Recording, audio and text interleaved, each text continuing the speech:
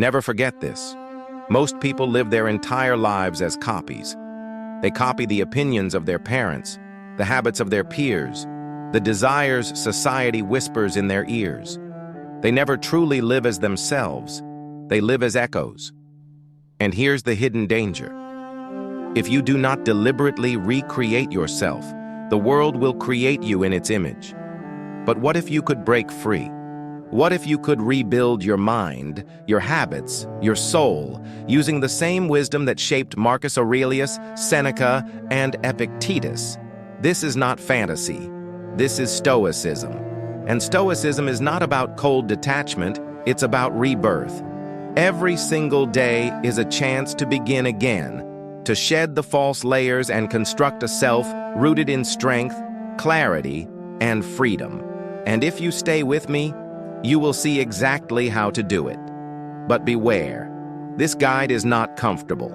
It will challenge you, strip away illusions, and force you to confront the ways you've been living on autopilot. Yet if you endure, you will emerge recreated, reborn as a Stoic. The daily rebirth. The Stoics believed in daily rebirth. Marcus Aurelius wrote in his Meditations, "When you arise in the morning, think of what a precious privilege it is to be alive, to breathe, to think, to enjoy, to love." Each morning is not just another day, it is an opportunity to recreate yourself. Now ask yourself, how many mornings have you wasted? How many times have you woken up, immediately consumed by routine, scrolling through distractions, rushing into obligations without once asking, who do I want to be today?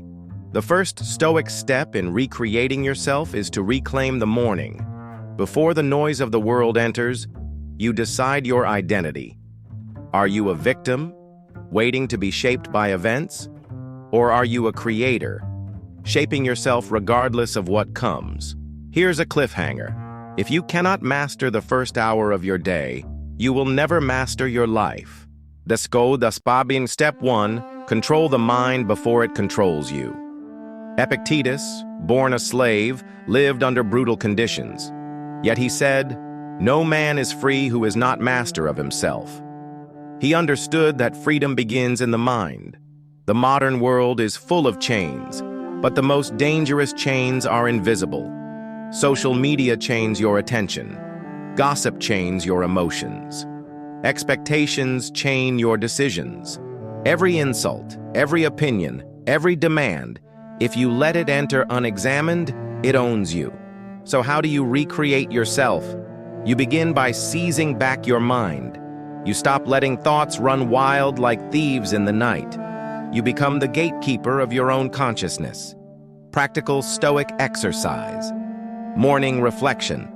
Before touching your phone, write one thought that will guide your day.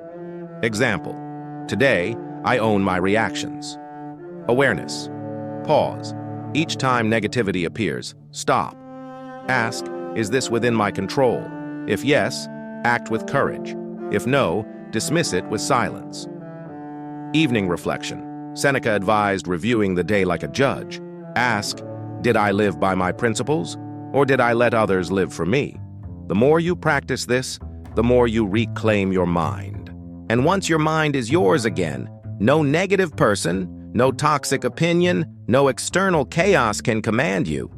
But here's the secret. Control of the mind is not a single victory.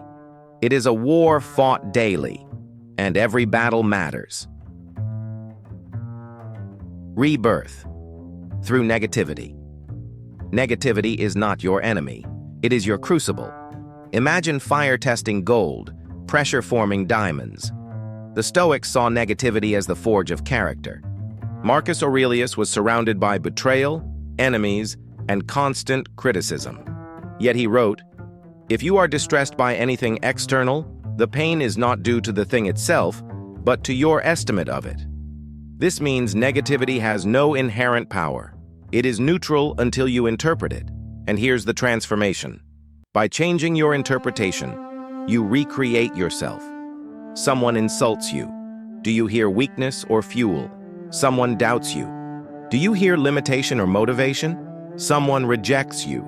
Do you hear failure or redirection? Each interpretation is a brushstroke painting the new you. The old self reacts. The recreated Stoic self reinterprets. And here's the cliffhanger. If you master reinterpretation, negativity becomes your greatest ally. Pain as the raw material of rebirth. The old self tries to avoid pain. The recreated Stoic self uses it as fuel. Seneca wrote, "Difficulties strengthen the mind, as labor does the body." He saw pain not as an obstacle, but as a tool. And here's the secret. Pain is inevitable, but suffering is optional. The way you interpret pain decides whether it destroys you or remakes you. Think of a blacksmith. The hammer strikes again and again, shaping the iron. If the iron could think, it would call this pain. But from the blacksmith's perspective, it is transformation. The Stoic chooses to see his pain as the blacksmith's hammer. Each difficulty reshapes him into something stronger. Now, ask yourself, how many times have you begged life to stop hammering? How often have you seen pain only as punishment, not as shaping? The Stoic perspective changes everything. The rejection letter, training in resilience, the betrayal, a reminder that your trust should rest in your principles, not people. The failure, an invitation to mastery. Here's the cliffhanger. Every time you choose to reinterpret pain, you are not the same person you were a moment before. You are reborn, stronger, sharper, freer. The negativity in modern life. The Stoics lived with critics in the Roman Senate, with enemies at the gates of their empire, with whispers in their courts. We live in a different battlefield. Workplaces full of politics, families full of judgment, social media full of noise, but the principle is the same. Negativity today arrives in subtler ways: sarcastic comments, passive-aggressive texts, public comparisons online. And if you let these control you, you become their slave. Think about scrolling your feed. Someone mocks your success. Someone flaunts theirs. Someone spreads bitterness in the comments. Do you feel anger, jealousy, doubt? Then you have handed your mind to them. But the Stoic pauses. He asks, "Is this within my control?" The answer is always no. And so, like Marcus Aurelius, he simply says, "Let it go." The post scrolls past, and the fortress remains untouched. Thus, the first daily exercise, the silent morning. Let's make this real. Tomorrow morning, instead of waking and diving into noise, do this. Sit in silence for 5 minutes. Ask yourself, who will I be today? Not what tasks will I do, not what people expect, but who I will be. Will I be the calm one, unshaken by insult? Will I be the disciplined one, not owned by distraction? Will I be the just one, treating others with fairness?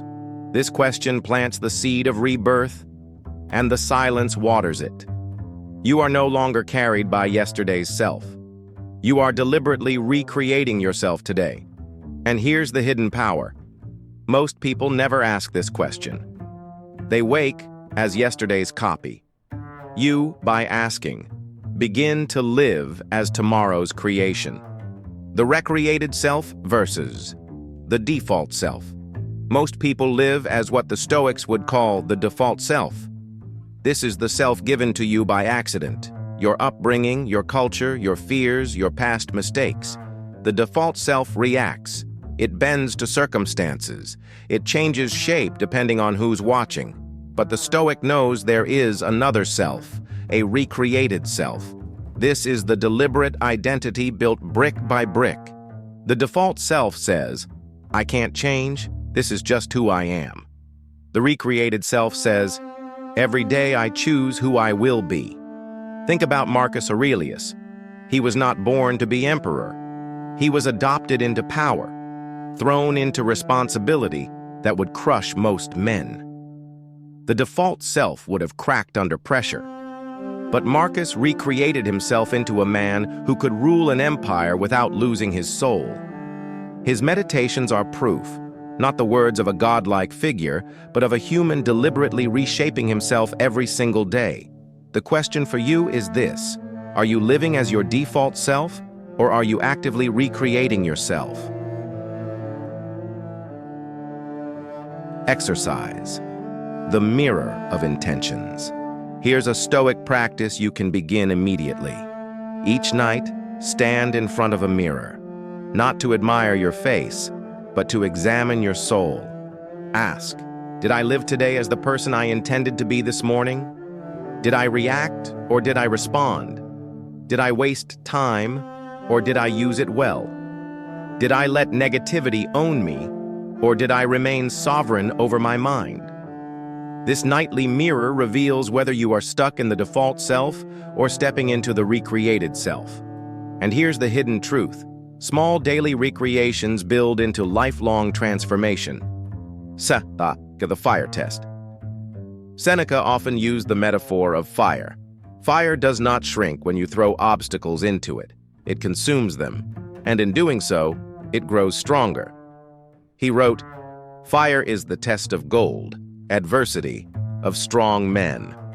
The recreated self lives by this fire test. Each insult, each failure, each obstacle becomes fuel. The default self collapses. The recreated self burns brighter. Think about the last time someone doubted you. Did you collapse into silence, carrying their words like chains? Or did you let those words become wood for your fire? The Stoic way is clear. Let negativity feed you, because when fire consumes, it transforms. And that's exactly what you are doing, transforming into something new. That's why most people never recreate themselves. Here's the uncomfortable truth. Most people never recreate themselves because it is easier to complain than to change. It is easier to say, "This is just who I am," than to deliberately build a new self. But the Stoics rejected this excuse. Epictetus, born in slavery, could have said, "I am nothing but a victim." Instead, he recreated himself as a teacher whose words outlived emperors. Marcus Aurelius could have said, "I am trapped in politics." Instead, he recreated himself as a philosopher king. So what excuse do you still hold on to? Too busy, too broken, too late. Each excuse is the whisper of the default self begging you to stay asleep. Here's the cliffhanger.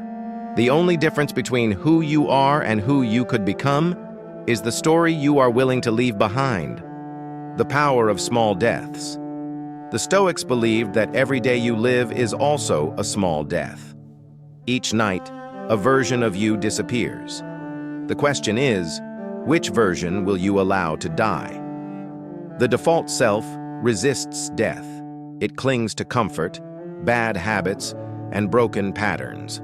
But the recreated self uses these small deaths deliberately. He lets arrogance die. He lets laziness die. He lets fear die. And in their place, he plants the seeds of courage, discipline, and clarity. Marcus Aurelius wrote, "You could leave life right now. Let that determine what you do, say, and think." This is not morbid. It is liberating. If tonight was your last night, would you really want to die as the default self? Or would you rather die as the version of yourself who finally chose to recreate his life? Here's the transformation. Every night is a rehearsal for death, and every morning is a chance at resurrection.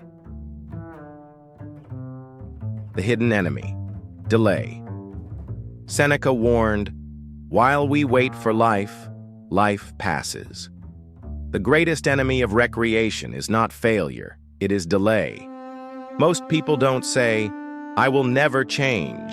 They say, "I'll change tomorrow." But tomorrow is a mirage. It never arrives. Ask yourself, how many times have you promised yourself a new beginning? On Monday, at the new year, after the next crisis. Each delay cements the default self more deeply. The Stoic refuses delay. He begins now, Not when conditions are perfect, not when motivation arrives, but now. Because he knows the conditions will never be perfect, and waiting is the greatest chain of all. Here's the cliffhanger. If you cannot start small now, you will never start big later. Exercise. One act of recreation. Here's your first Stoic challenge. Tonight, before you sleep, choose one action that represents the recreated self.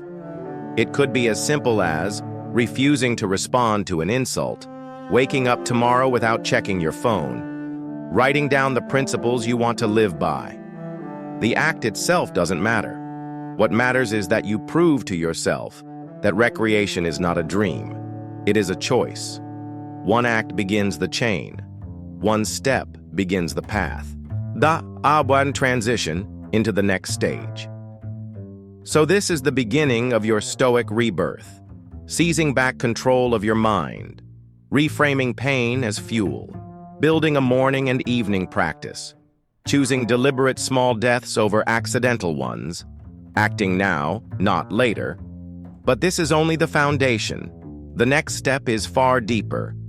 Because once you control your mind, you must begin breaking the chains of thought that trap you, destroy your energy, and sabotage your growth. This is where the real recreation begins, destroying the negative loops that keep you prisoner. And in part 2, we will dive into the Stoic strategies that silence inner doubt, neutralize criticism, and turn negativity into your most powerful teacher, breaking the chains of the mind.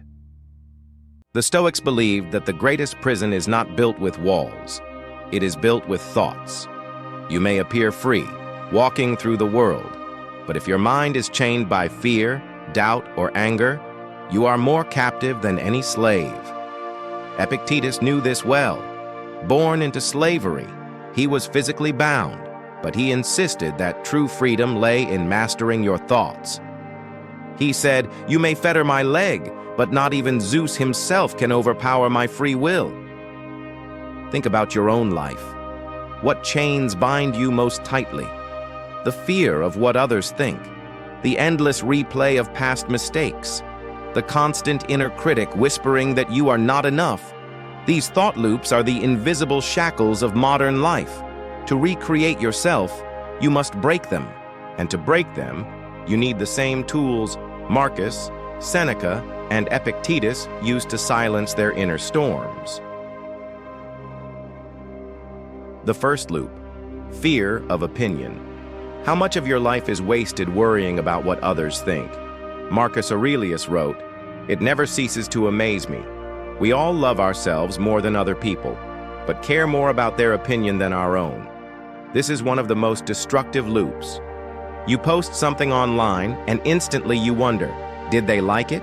You wear certain clothes, not because you love them, but because you hope others will approve. You choose a career, a partner, a lifestyle, not because it's truly yours, but because it pleases the crowd. But here's the hidden truth. The crowd does not care. They are too busy worrying about themselves. Your fear of their opinion is wasted energy. The Stoic strategy? Silence their voices by living by principles, not applause. If your choices align with wisdom, courage, justice, and discipline, then no amount of criticism matters. You break the loop by replacing external approval with internal approval. The second loop, regret of the past. Seneca warned, "We are always complaining that our days are few and acting as though there will be no end of them." He understood that regret is a thief. It steals the present moment by chaining you to the past. How many times do you replay past mistakes? The failed relationship, the missed opportunity, the wrong word spoken years ago. Each replay strengthens the loop. You become trapped, reliving pain that exists only in memory. The Stoic response is radical. The past is dead. It has no power unless you carry it, and you have the choice right now to lay it down. Practical exercise. Each time regret appears, say to yourself, "It no longer exists. Only my interpretation keeps it alive." Then redirect your energy to the present act, however small. Wash the dish, write the sentence, make the call. Action kills regret, because regret cannot live in motion. The third loop, fear of the future. If regret chains you to the past, fear chains you to the future.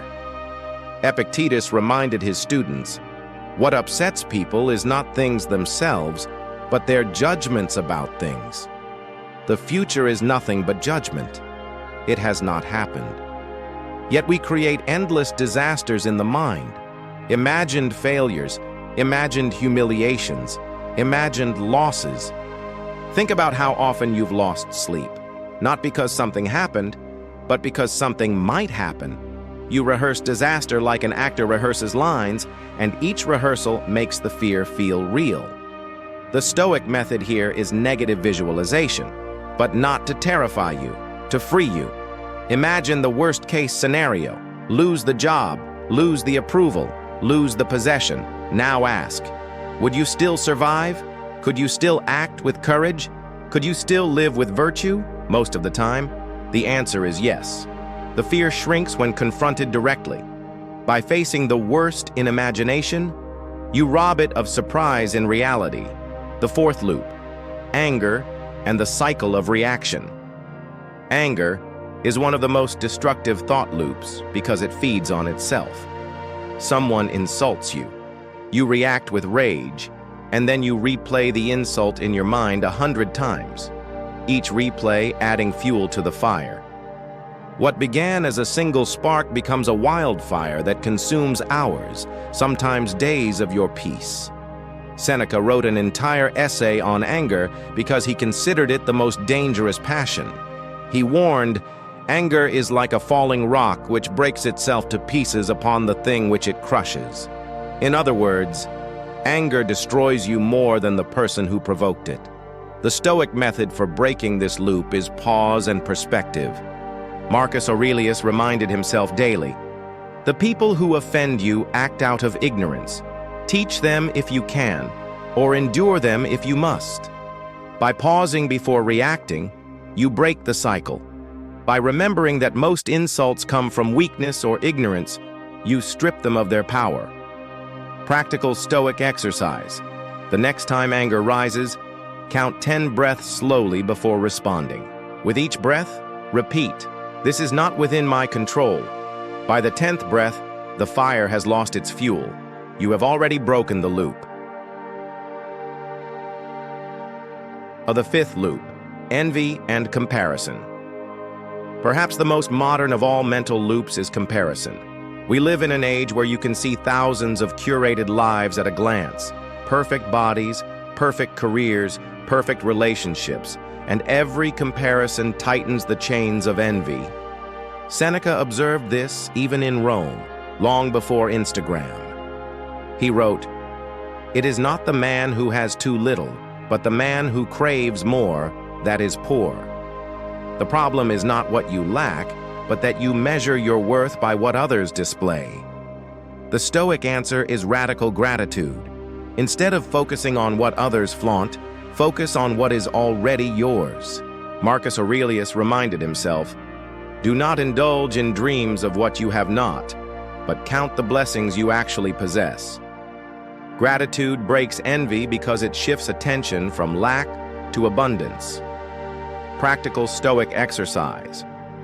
Each evening, write 3 things you already have that others would envy. Health, a safe home, a loyal friend, even the ability to breathe deeply. By training gratitude, you dissolve envy, and the loop collapses. Thus, this loops as invisible masters. Do you see the pattern?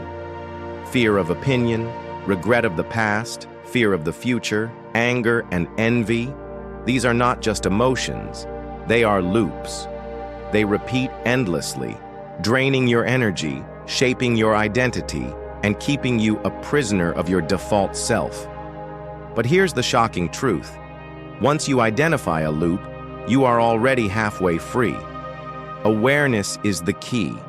Most people never realize they are trapped. They believe the anger, the fear, the envy are who they are. The Stoic knows better. These are habits of thought, and habits can be broken. Here's the cliffhanger. Break the loops, and you don't just free your mind, you create the foundation for an entirely new self.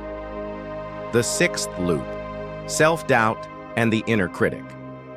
Perhaps the most poisonous loop of all is self-doubt. It doesn't need enemies, insults, or critics, because it creates them inside your own mind. You wake up with ambition, but the inner voice whispers, "You're not good enough. You'll fail." Who do you think you are? Marcus Aurelius wrestled with this voice. He admitted in his meditations, "You have power over your mind, not outside events. Realize this, and you will find strength." He knew the greatest enemy often sits within. The Stoic solution is self-command. You silence the critic not with false affirmations, but with proof through action. The moment doubt speaks, you act. The moment hesitation appears, you take the step. Action is the answer to doubt. Practical exercise. Each time self-doubt whispers, write it down. Then respond on paper as a Stoic would. Example, doubt says, "You're too late to change." Response, Marcus Aurelius ruled an empire while battling illness and betrayal. Am I weaker than him? This written dialogue breaks the critic's illusion of authority. The seventh loop, pleasure and distraction. Another hidden chain is pleasure, not in moderation, but in excess. Seneca warned, "It is not that we have a short time to live, but that we waste much of it." Modern life is full of distractions, endless entertainment, cheap dopamine, fleeting pleasures. Each one feels harmless, but together they form a loop that consumes your time, your energy, your life. The Stoics were not against pleasure. They enjoyed food, friendship, and beauty, but they warned against becoming its slave. Epictetus asked, "Do you wish to be invincible? Then enter into no contest in which it is not in your power to conquer." The contest with distraction is always stacked against you, unless you choose differently. Practical Stoic exercise. One day each week, practice voluntary discomfort. Skip the luxury. Eat simple food. Dress plainly. Seneca did this to remind himself, "Is this what I feared?" By proving you can live without pleasure, you break its chain.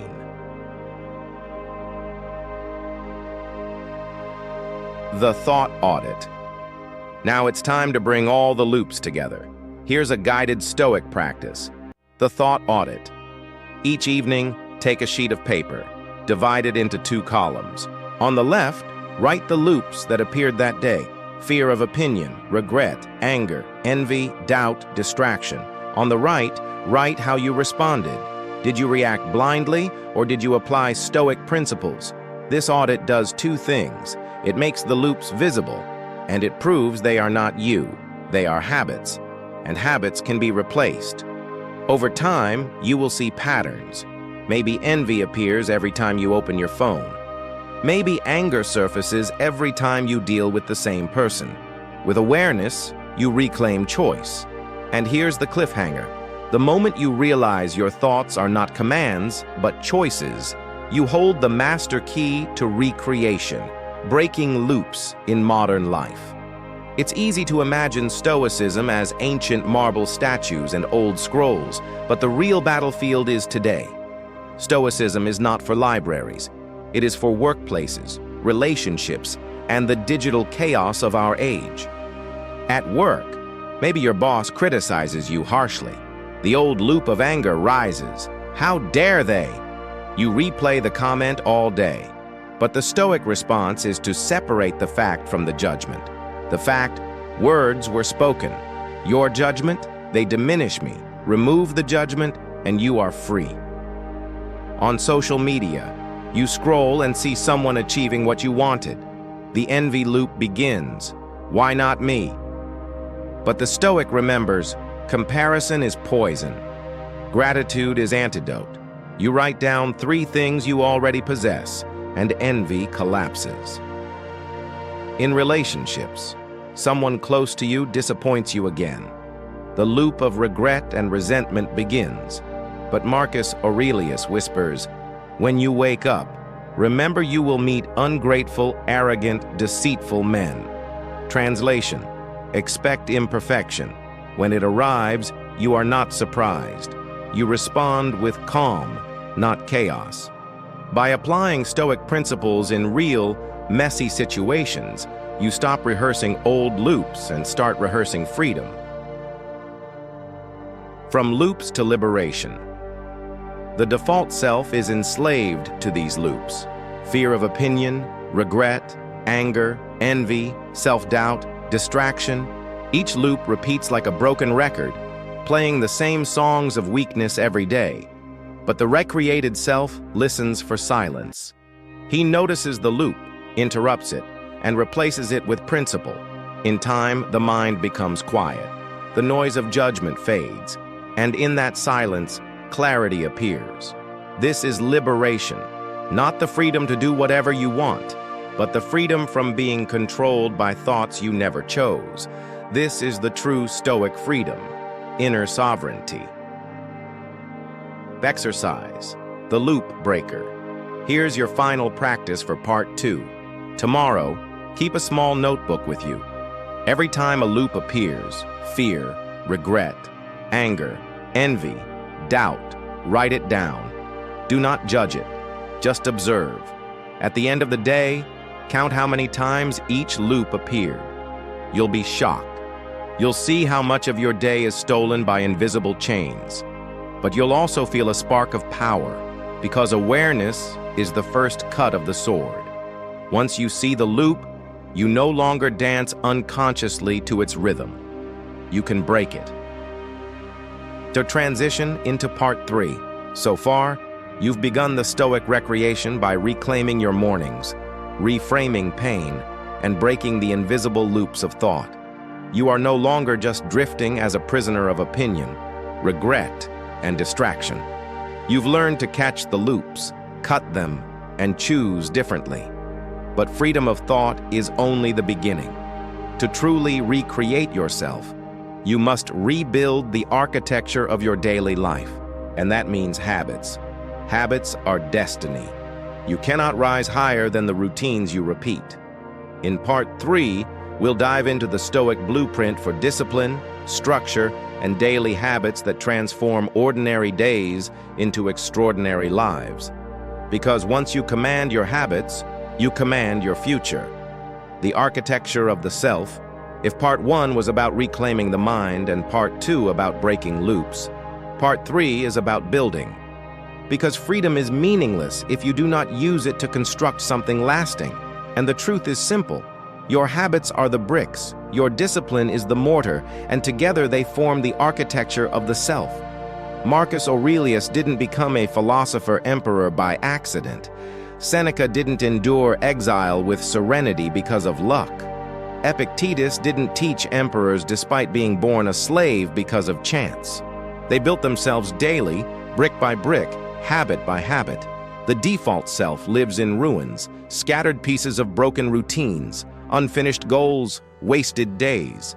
The recreated self builds a fortress, strong and steady, because he knows, what I repeat, I become. Why habits are destiny. Aristotle said it centuries before the Stoics. We are what we repeatedly do. Excellence, then, is not an act, but a habit. The Stoics agreed, but they added something deeper. Habits are not just actions, they are character. A man who complains daily becomes a complainer.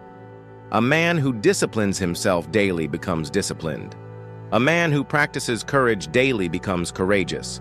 This is why recreation is impossible without habits. You cannot think yourself into a new life. You must live it through repetition. The morning fortress. The Stoics believed the morning sets the tone for the entire day. Marcus Aurelius often wrote reminders to himself at dawn. Today I will meet with interference, ingratitude, insolence, disloyalty, ill will, and selfishness, all of them due to the offender's ignorance of what is good or evil. This was not pessimism, it was armor. He built his fortress before leaving his bed.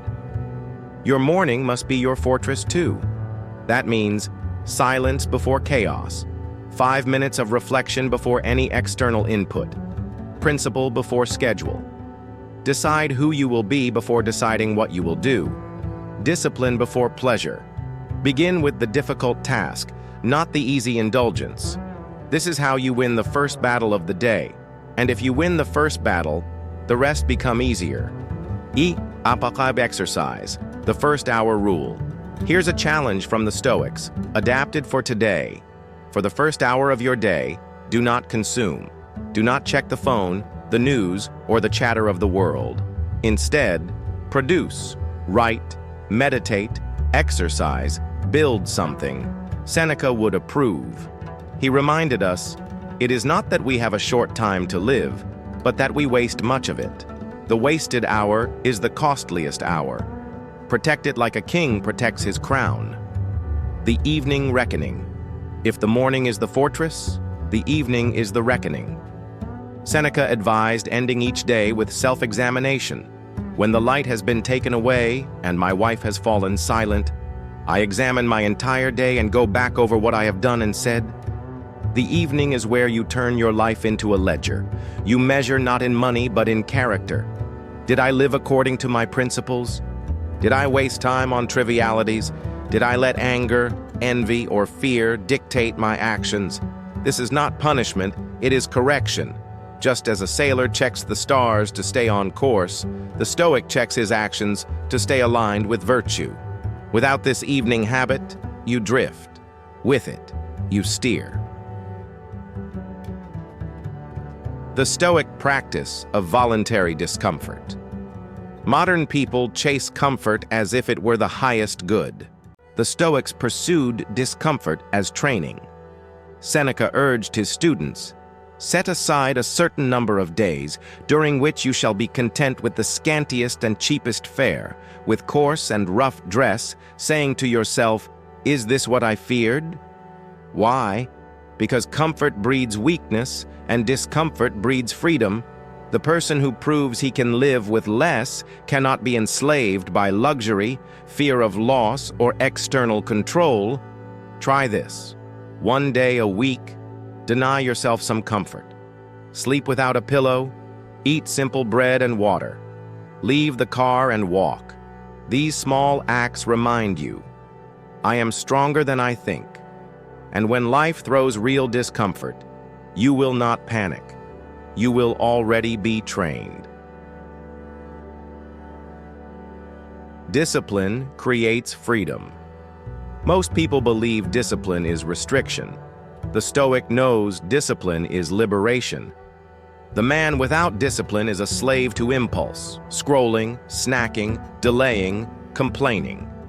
He does what he feels like doing, and so he never does what matters. Marcus Aurelius wrote, "You have power over your mind, not outside events. Realize this, and you will find strength." Discipline is that power applied daily. It is the choice to rise early when the body resists, to focus when the mind wanders, to speak truth when the tongue wants to lie. The paradox is simple. The disciplined man appears strict, but he lives free. The undisciplined man appears free, but he lives as a slave. Exercise, the discipline ledger. Here's your challenge. Keep a weekly discipline ledger. Each night, mark whether you lived according to your chosen routines.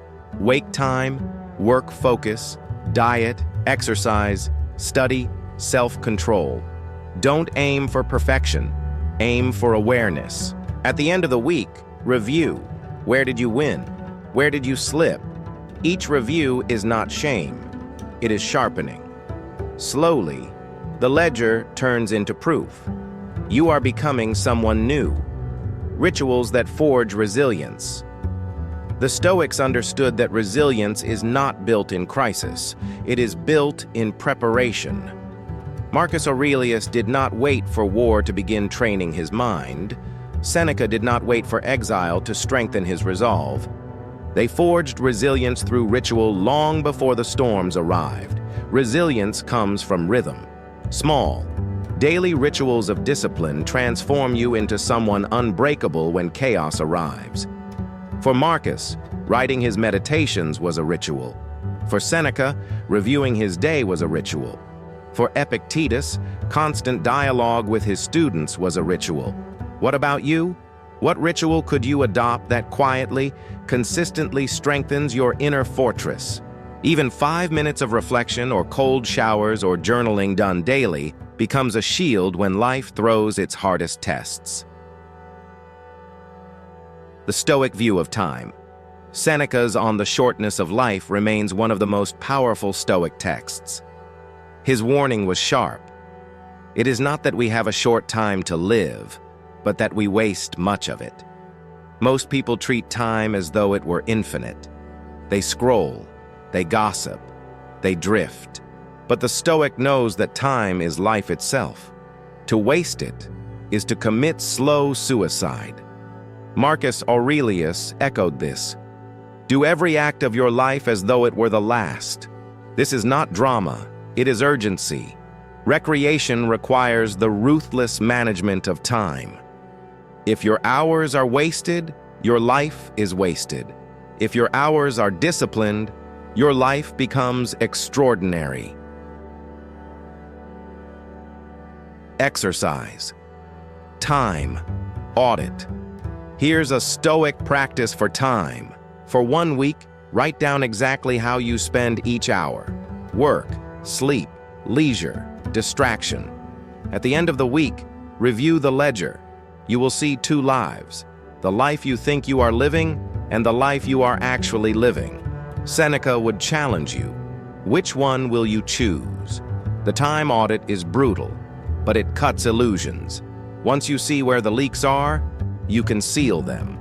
And every hour reclaimed is a step toward the recreated self. Sakawal or Enig, the enemy called procrastination. Procrastination is the modern plague. We convince ourselves that delay is harmless, but as Seneca said, delay is the thief of life. Every postponed action is a piece of your future stolen silently. Epictetus would call procrastination what it truly is: surrender. You are surrendering your will to distraction, to fear, to laziness. The Stoic fights back not with motivation, but with clarity. Ask, is this within my control? Yes. The choice to begin, then begin. Practical Stoic tactic. Break the task into the smallest first step. Not write the book, but write 1 sentence. Not transform my health, but do 10 push-ups. Action, however small, defeats the paralysis of waiting. Katrka, the discipline of focus. Marcus Aurelius gave himself this command. Concentrate every minute like a Roman, like a man, on doing what's in front of you with precise and genuine seriousness. Focus is the rarest currency today. The undisciplined scatter their attention across dozens of trivial things. The disciplined direct all their energy into one meaningful act. Practical exercise. Choose 1 priority task each day and label it your Stoic task. Until it is done, nothing else matters. Emails, notifications, distractions, all wait. 1 task finished with discipline outweighs 10 tasks started with distraction. The Stoic daily routine. The Stoics did not believe in drifting. They believed in structuring their day with intention. Here's a modernized routine drawn from their writings. Morning preparation. Oh, rise early and remind yourself, as Marcus did, today I will meet arrogance, ingratitude, envy, selfishness. Expect difficulty and you disarm it. Oh, practice silence. No screens, no distractions. Journal your intentions for the day. What virtue will I practice? What habit will I strengthen? Midday, engagement. Oh, face your duties as if they were sacred. Marcus wrote, do every act as though it were your last. Work not for applause, but for excellence. Oh, guard your attention like a treasure. 1 hour of focused work in alignment with principle outweighs 10 hours of scattered effort. Evening, reckoning. Oh, reflect. Did I live according to the self I am recreating, or did I slip into the default self? Oh, write down victories, failures, and lessons. This daily autopsy is not for shame. It's for growth. This routine turns each day into a cycle of intention, execution, and correction. Over weeks, it builds momentum. Over years, it builds an unshakable character. Anchoring discipline. Discipline does not have to be grand. It has to be consistent. 3 anchors will secure it. 1. Start small. Choose one habit to master first. Wake early, journal, or train the body. Don't add more until this is automatic. 2. Measure it. Keep a visible record of your progress. Seneca wrote, "What gets measured can be improved." Marking victories keeps you accountable. 3. Expect failure. You will slip, but failure is not final. Marcus reminded himself, "When you fall, rise again. Begin once more." The recreated self is not perfect. It is persistent. Versad, the modern distractions and the Stoic response. The Stoics never faced smartphones, but they faced the same temptation, wasting time on noise. Romans wasted hours in theaters, games, and gossip. Seneca's advice still applies. Associate with those who may improve you. Welcome those whom you can improve. The modern Stoic response is deliberate consumption. Ask before any distraction. Does this strengthen me or weaken me? Does this build my fortress or erode it? If it weakens you, refuse it. If it builds you, embrace it. An exercise, the discipline triad. Each week, commit to these 3 acts. 1 act of restraint, refuse a pleasure. 1 act of endurance, embrace a difficulty. 1 act of service, do something for someone without expecting reward. This triad strengthens self-mastery, resilience, and character. It transforms discipline from punishment into practice. Transition into Part 4. Now you see the architecture of discipline. You've learned how to build mornings like fortresses, end evenings with reckoning, and anchor your life in rituals that shape the recreated self. You've begun reclaiming your time, focusing your energy, and living deliberately. But even the most disciplined life can collapse if you cannot master your emotions. Because discipline builds structure, but emotion tests its strength.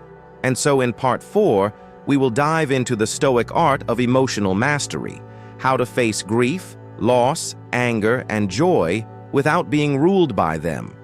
Because the ultimate freedom is not just in habits, but in the sovereignty of the heart. Why emotional mastery is the final test. The Stoics believed discipline builds the fortress, but emotion tests its walls. You can wake early, build routines, and control your time.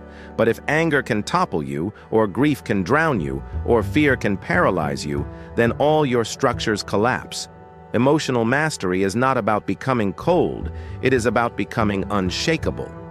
Marcus Aurelius admitted his struggles openly. When you are offended at any man's fault, turn to yourself and study your own failings. Then you will forget your anger. Even emperors felt anger, grief, and frustration. But the difference was this: they did not let emotion rule.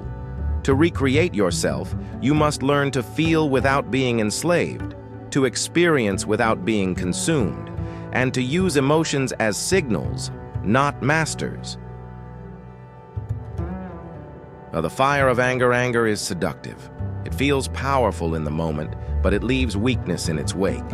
Seneca warned, "Anger, if not restrained, is frequently more hurtful to us than the injury that provokes it." Modern life is full of sparks: an insult online, a colleague's slight, a stranger's rudeness. Each spark tempts you to ignite, but the Stoic trains himself to pause. He sees the insult for what it is: noise. He asks, Is this within my control? The answer is always no. Practical Stoic exercise. When anger rises, visualize yourself as a mountain. The winds may howl, but the mountain does not move. Repeat silently. This too will pass. Anger is temporary. Your dignity is permanent. Of the weight of grief, loss is inevitable. Friends leave, loved ones die. Fortune changes. The Stoics never denied grief. They acknowledged it, but they refused to let grief consume life itself. Epictetus said, "When you kiss your child, whisper to yourself, 'Tomorrow it may die.'"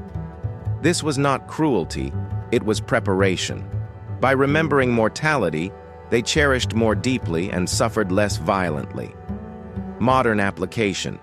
Instead of denying grief or drowning in it, the Stoic honors it. He says, "This person was a gift, not a possession. Their memory is mine to carry with gratitude, not despair." Exercise. Write a letter to someone you've lost, thanking them for the lessons, the laughter, the presence. Gratitude transforms grief into fuel for wisdom. The chains of fear is the anticipation of pain. It is not the pain itself, but the rehearsal of it.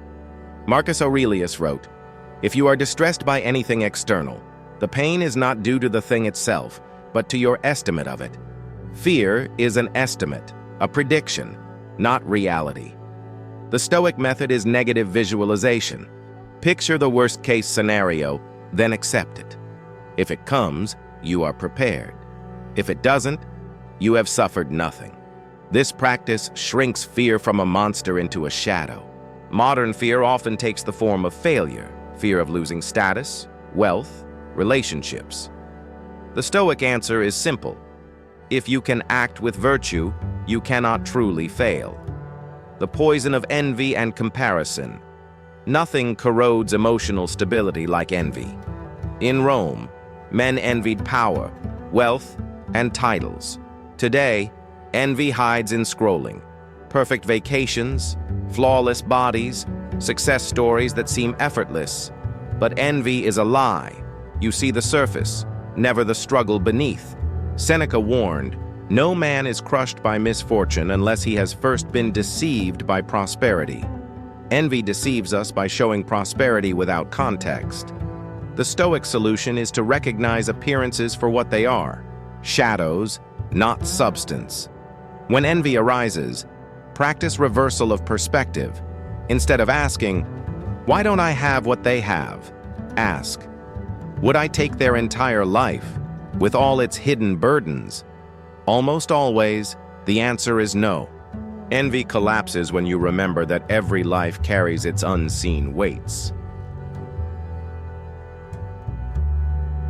Joy without attachment.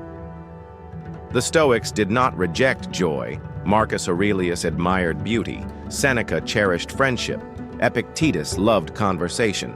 But they warned against chaining yourself to joy, because attachment makes you fragile. When the source of joy disappears, despair follows. True Stoic joy is rooted in virtue, not circumstance. It is the joy of living in alignment with wisdom, courage, justice, and discipline. This joy cannot be stolen because it is carried within. Modern practice. Enjoy pleasures, music, food, companionship, but silently remind yourself this too is temporary. By tasting without clinging, you keep your freedom. The Stoic exercise of equilibrium. How do you balance emotions daily? The Stoics practiced a kind of emotional bookkeeping, balancing gains and losses, joys and sorrows, as if they were entries in a ledger. Marcus Aurelius wrote, "Receive without arrogance, let go without attachment." Exercise. Each night, write 2 lists. On the left, what brought you joy. On the right, what challenged you with pain or difficulty. Then write 1 sentence that links both. Both joy and pain are temporary, but my response is eternal.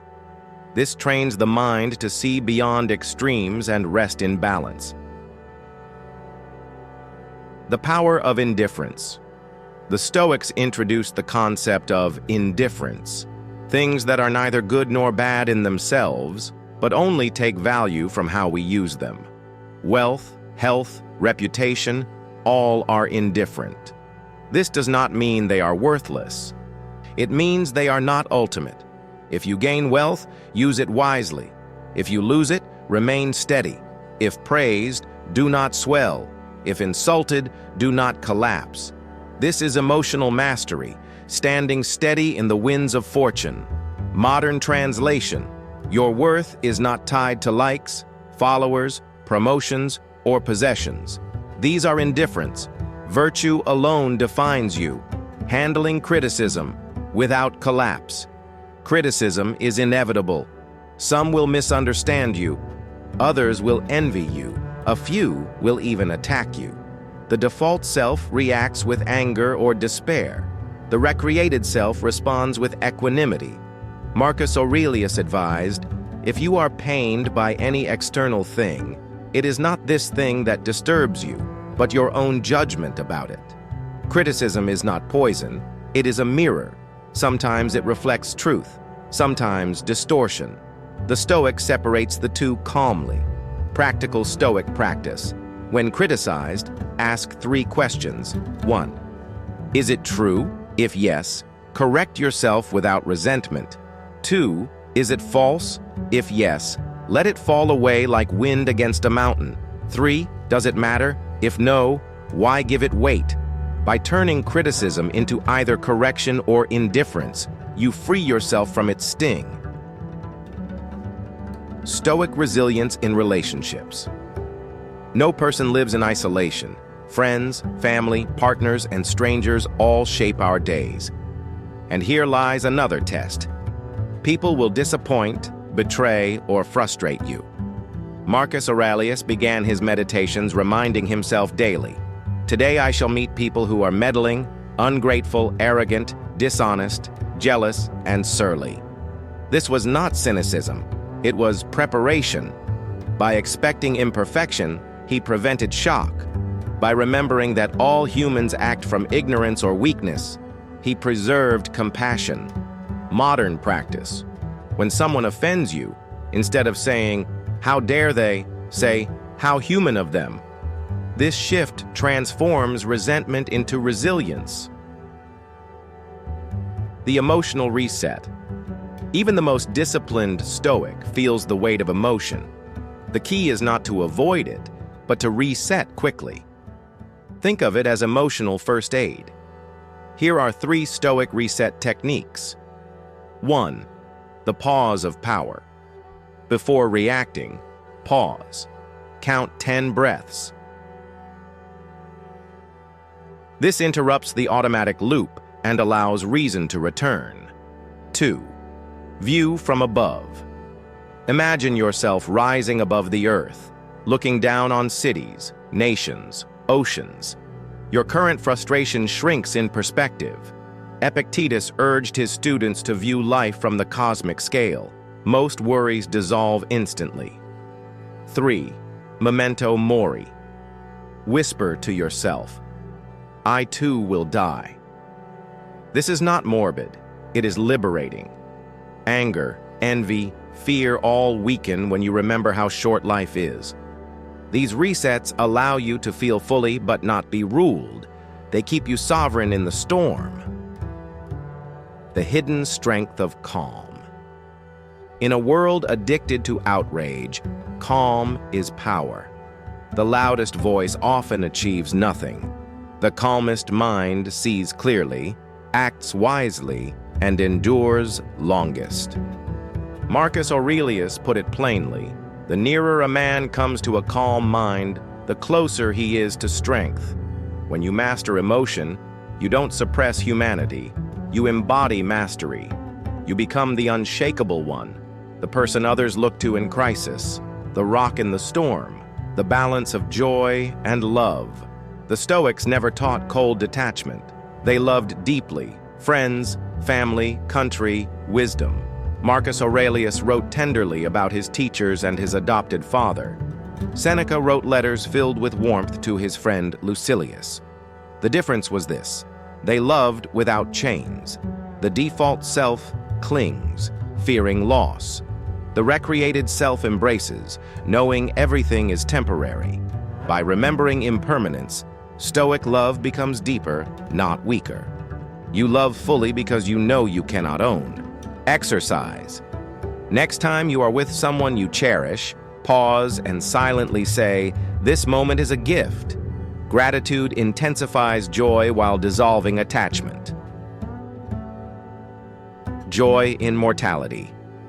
Memento mori, the reminder of death, is not about sadness, but about sharpening joy. Marcus Aurelius reminded himself, "You could leave life right now. Let that determine what you do and say and think." The default self wastes days as if they were infinite. The Stoic counts each day as precious. Mortality is not an enemy.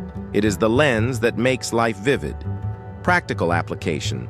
Each morning, imagine today as your last. How differently would you live? The email can wait. The anger is not worth it. The small kindness, the bold action, the meaningful word, those become urgent. This is how memento mori transforms every day into treasure. Final exercises in emotional mastery. 1. The 3-minute journal. Write 1 fear, 1 gratitude, 1 principle. This balances emotion daily. 2. The obstacle. Reframe. When hardship strikes, ask, "What virtue is this situation asking me to practice?" Fear asks for courage, insult asks for patience, loss asks for resilience. 3. The emotional ledger. Each evening, write down the strongest emotion you felt. Label it, helpful or harmful. Over time, you'll see patterns. Awareness breeds mastery. I'll eat the calm in the storm. When you master emotions, you do not become empty. You become steady. You feel love, grief, joy, fear. But they no longer drag you where they will. You steer them. You become, as Epictetus described, like a skilled sailor. When the storm comes, you don't control the sea, but you control the sail. And this is why emotional mastery is the crown of Stoicism. It frees you from being tossed like a leaf in the winds of fortune. It makes you unshakable, calm, and radiant. Transition into Part 5. Now, you have discipline, habits, and emotional mastery. But recreation is not just about control. It is about direction, because strength without purpose is wasted. In Part 5, we will explore the Stoic answer to life's deepest question. What is it all for? We will see how to live with clarity of purpose, how to align every action with meaning, and how to rise each day knowing exactly why you exist. Because recreation is not just about destroying the old self. It is about creating a new self worthy of the time you have left. Why purpose matters. You can have discipline, you can master your emotions, you can build strong habits. But without purpose, all of it risks becoming hollow. Purpose is the compass that turns discipline into direction, emotion into energy, and habits into legacy. The Stoics believed every human being was made for something greater than survival. Marcus Aurelius wrote, "A man's worth is no greater than the worth of his ambitions. Without clarity, a man drifts. With clarity, he becomes unstoppable. The default self lives reactively, chasing money, approval, or distraction.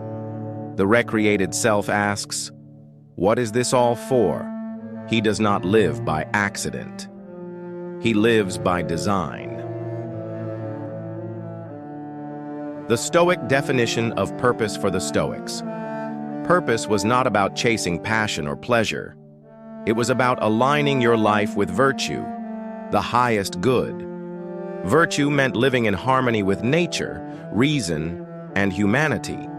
Seneca put it this way, "If one does not know to which port one is sailing, no wind is favorable." Purpose is the port. It doesn't remove storms, but it ensures every gust of wind pushes you toward meaning. Virtue gave the Stoics 4 guiding stars: wisdom, choosing rightly; courage, acting boldly; justice, treating others fairly; discipline, governing the self. Purpose was not a vague feeling. It was the alignment of daily life with these principles. On how to discover your purpose stoically. The Stoics didn't believe purpose was hidden like treasure. They believed it was revealed in action.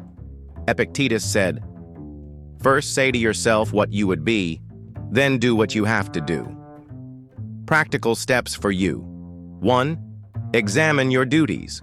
What roles do you already hold? Parent, worker, friend, citizen. Each role carries responsibilities. Fulfilling them with virtue is part of purpose. 2. Notice your gifts. What abilities, however small, allow you to serve others? Purpose often hides in service, not self-indulgence.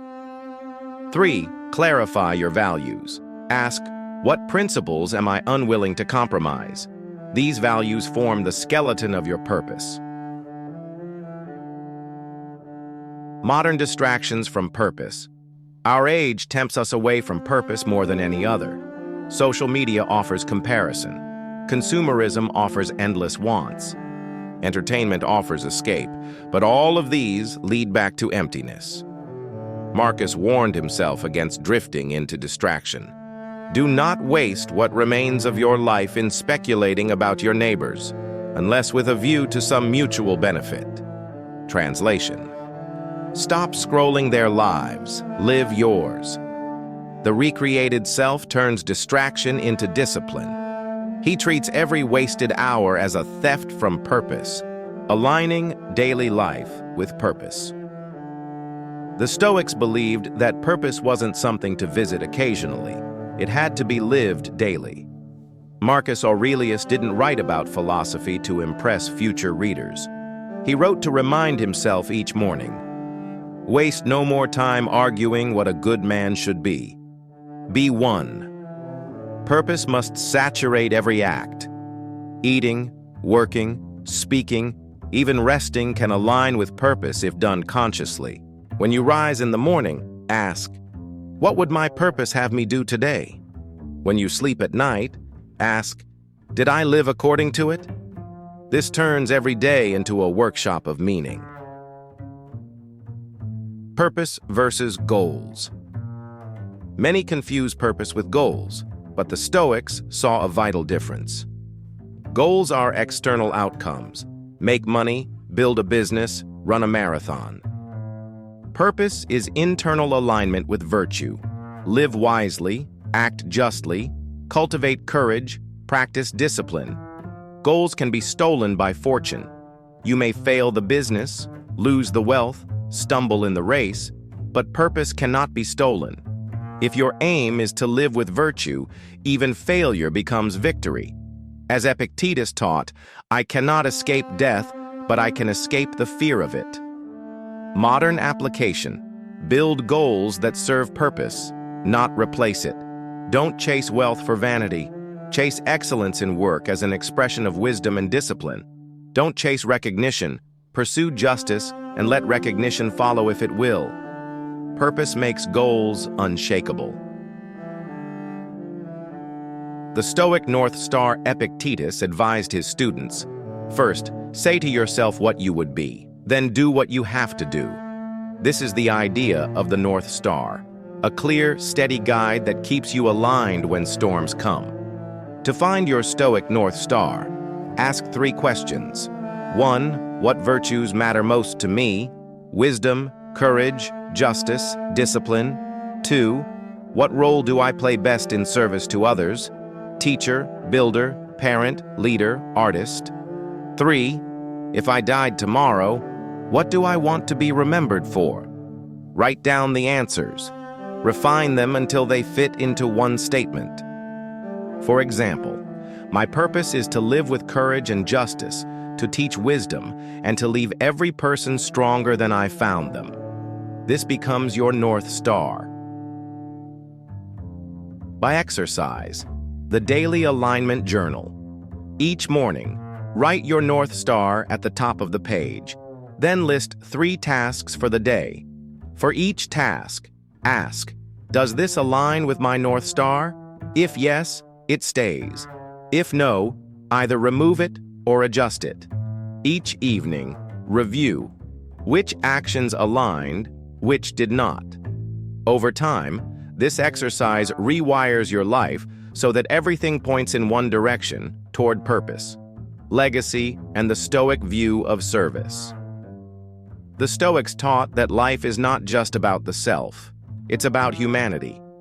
Marcus Aurelius reminded himself daily, what is not good for the beehive cannot be good for the bee. Legacy, then, is not measured in monuments, but in service. For the default self, legacy is ego. It seeks statues, recognition, fame, but these crumble with time. The recreated self sees legacy as the impact on others, the wisdom shared, the courage modeled, the justice lived out. True Stoic legacy is invisible yet indestructible. Ask yourself, if all memory of me vanished tomorrow, would the lives I touched still carry strength from my actions? If yes, then my legacy is secure. Katexanta purpose is bigger than the self. Stoicism rejects the idea of living purely for personal pleasure. Epictetus said, "You are not an isolated individual, but a part of the universe." This means purpose must stretch beyond comfort into contribution. For Marcus Aurelius, ruling Rome was not about glory, but duty. For Seneca, writing letters was not self-indulgence, but guidance for future generations. For Epictetus, teaching was not performance, but service to students hungry for freedom. Modern translation: your work, no matter how ordinary, becomes sacred when aligned with service. A parent raising a child, an employee working honestly, a leader serving ethically. All of these are Stoic acts when guided by virtue. Aligning work with purpose. Too many see work as something to endure until real life begins. The Stoics flipped this thinking. Work is life. Each task, no matter how small, is an opportunity to practice virtue. Marcus wrote, "In the morning when you rise unwillingly, let this thought be present. I am rising to do the work of a man." Practical Stoic approach. Before beginning work, ask, which virtue can I practice in this task? Difficult colleague, justice and patience, tedious assignment, discipline, high-stakes project, courage. Work aligned with virtue transforms from burden into training ground. Aligning relationships with purpose. Relationships are both the greatest joy and greatest test of purpose. The Stoic view, every interaction is a chance to live justice, patience, compassion. Marcus often reminded himself, people exist for one another. Teach them, or bear with them. Practical exercise. Choose one relationship this week and treat it as your Stoic practice field. If tension arises, see it as a test of patience. If disagreement surfaces, see it as a test of justice. If fear of loss creeps in, practice gratitude without attachment. Through relationships, purpose leaves the realm of theory and becomes flesh. The Stoic formula for a life of meaning. The Stoics did not chase happiness. They cultivated meaning. Happiness, they believed, comes and goes. Meaning endures. Seneca wrote, "The wise man is content with himself, but not because he wishes to live for himself alone." The formula is simple but demanding. 1. Align with virtue, wisdom, courage, justice, discipline. 2. Serve beyond yourself, your family, your community, humanity. 3. Accept fate. Love what happens, not what you wish had happened. Meaning is not found in a single grand act, but in thousands of ordinary actions infused with virtue. Death and urgency. Marcus Aurelius faced death daily as emperor and soldier, yet he turned mortality into motivation. You could leave life right now. Let that determine what you do and say and think. Death gives urgency to purpose. Without death, we would drift forever. With death, each day matters. Each word counts. Each act shapes legacy. Exercise. Write your own epitaph in one sentence. Not what you hope people will say, but what you want to live so truthfully that they cannot deny it. Then live each day moving closer to that sentence. The final North Star exercise. Now, bring it all together. 1. Define your virtues. Which of the 4 guides, wisdom, courage, justice, discipline, speaks loudest to you? 2. Name your service. Who will benefit from your life, your children, your students, your community, the world? 3. Write your purpose. A 1-sentence North Star.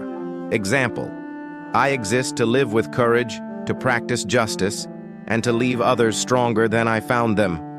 Write it. Read it daily. Let it guide decisions. Let it be your compass when storms come. The transition into Part 6. With purpose, you now stand taller. Discipline gives you strength. Emotional mastery gives you steadiness. Purpose gives you direction. But one more layer remains. Because you can have purpose and still be enslaved by desire, by status, by external fortune. The final task is freedom. In Part 6, we will explore the Stoic art of inner freedom. How to live so sovereignly that no ruler, no insult, no loss, and no fear can enslave you. Because the recreated self is not only disciplined, balanced, and purposeful, he is free. The Stoic concept of freedom. The world confuses freedom with license, the ability to do whatever you want. But the Stoics flipped this definition. Freedom is not doing what you want. Freedom is wanting only what you can control. Epictetus, born a slave, lived with physical chains, but he was freer than most emperors. Why? Because he mastered his desires. He said, "No man is free who is not master of himself." This is inner freedom. When your peace no longer depends on fortune, your worth no longer depends on status, and your joy no longer depends on circumstance. The illusion of external freedom. Modern culture promises freedom through wealth, travel, luxury, and indulgence. But these are chains disguised as gifts. The man who must have luxury to feel content is enslaved to luxury. The woman who must receive praise to feel valuable is enslaved to opinion. The default self seeks freedom by chasing more. The recreated self finds freedom by needing less. Marcus Aurelius wrote, "Very little is needed to make a happy life. It is all within yourself." Desire as a subtle master. Desire whispers, "You will be happy when you get this, when you achieve that, when you own more." But the Stoics knew desire is endless. Fulfill one, and another rises. Seneca warned, "It is not the man who has too little, but the man who craves more that is poor." The Stoic trains himself to shrink desire until it fits within what is already in his control. Practical exercise. Each day, deny yourself one desire, not forever, but as training. Skip the unnecessary purchase. Delay the indulgence. Prove to yourself, "I own my desires. They do not own me." For the fortress of self-sufficiency. Inner freedom requires self-sufficiency, not isolation, but independence of spirit. Epictetus told his students, "When you are delighted with anything, be prepared to be robbed of it. When you see your child or your friend, say to yourself, 'Tomorrow, they may die.'" This was not cruelty. It was preparation. By remembering the temporary nature of possessions and people, you learn to enjoy without clinging. Self-sufficiency means you can love deeply, But if loss comes, you do not collapse. Modern practice. Build a fortress of enough. Write a list of what you truly need to live with dignity: food, shelter, virtue. Everything beyond this is a gift, not a chain. Freedom from fear. If desire enslaves us to what we crave, fear enslaves us to what we avoid. Fear is more corrosive than chains. It paralyzes action before life has even tested us. Marcus Aurelius wrote, "It is not death that a man should fear, but he should fear never beginning to live." The Stoics understood that most fears are phantoms, exaggerations of the mind. We fear failure before we try. We fear rejection before we speak. We fear loss before it arrives. But fear is simply imagination turned against us. Epictetus urged, "When you are afraid of something, remember, it is not the thing itself that troubles you, but your judgment about it. The event is neutral. The meaning is yours." Facing death with clarity for the Stoics. The greatest fear was death, and mastering it was essential for freedom. Seneca said, "He who fears death will never do anything worthy of a living man." If you fear death, you hesitate. If you accept death, you live boldly.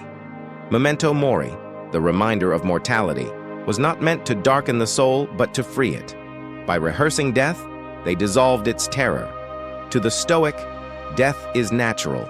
To fear it is as foolish as fearing the sunset. Exercise, once a day, repeat silently, "I am mortal. I do not know if I will see tomorrow. So today I will live with courage." This shifts fear into urgency, paralysis into power. Das, dark fate, and acceptance.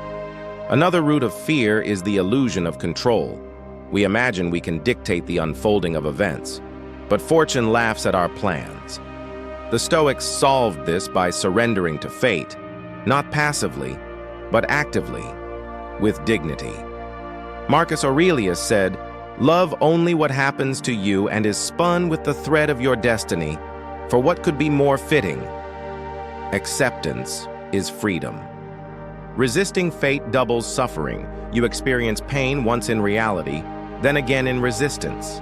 Acceptance turns pain into lesson, loss into teacher, misfortune into training. Amor fati, loving your fate. The highest Stoic response to fear is not only to accept fate, but to love it. Amor fati, love of fate. This is the art of embracing every event as fuel for growth. If illness comes, it is a chance to practice patience. If failure arrives, it is a chance to practice resilience. If betrayal wounds, it is a chance to practice forgiveness. Nothing is wasted. Everything becomes a step in the path of the recreated self. Modern practice. When hardship strikes, whisper to yourself, "Amor fati," not as resignation, but as challenge. Ask, "How can I use this?" This transforms life into a training ground where nothing can defeat you. Freedom from opinion. Few chains are heavier than the need for validation.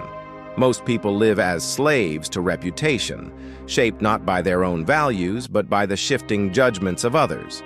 Marcus Aurelius wrote, "It never ceases to amaze me. We all love ourselves more than other people, but we care more about their opinion than our own." The default self bends with every gust of approval or criticism. The recreated self stands firm, guided by inner compass, not outer noise. Practical Stoic reminder. If an insult does not describe you truthfully, why be offended? And if it does, why not be grateful for the correction? Either way, opinion loses its sting.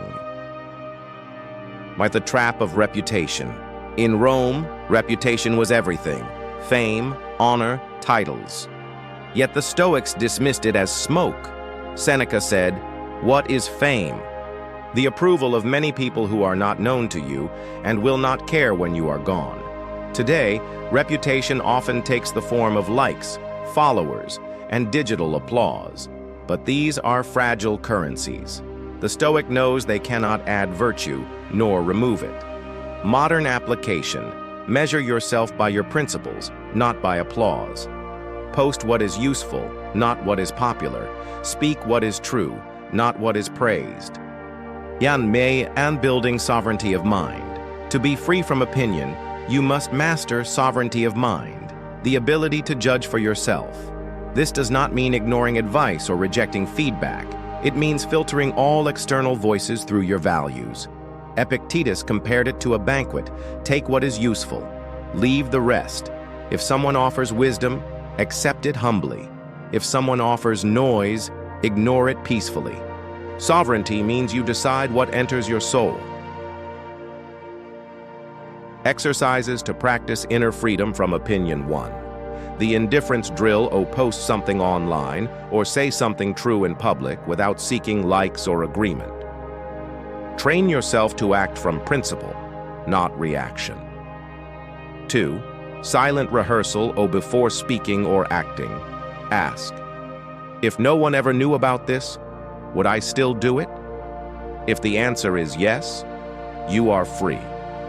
3. Daily detachment. Write one thing you fear others think about you. Then ask, is this within my control? If not, burn the thought on paper, symbolically releasing it.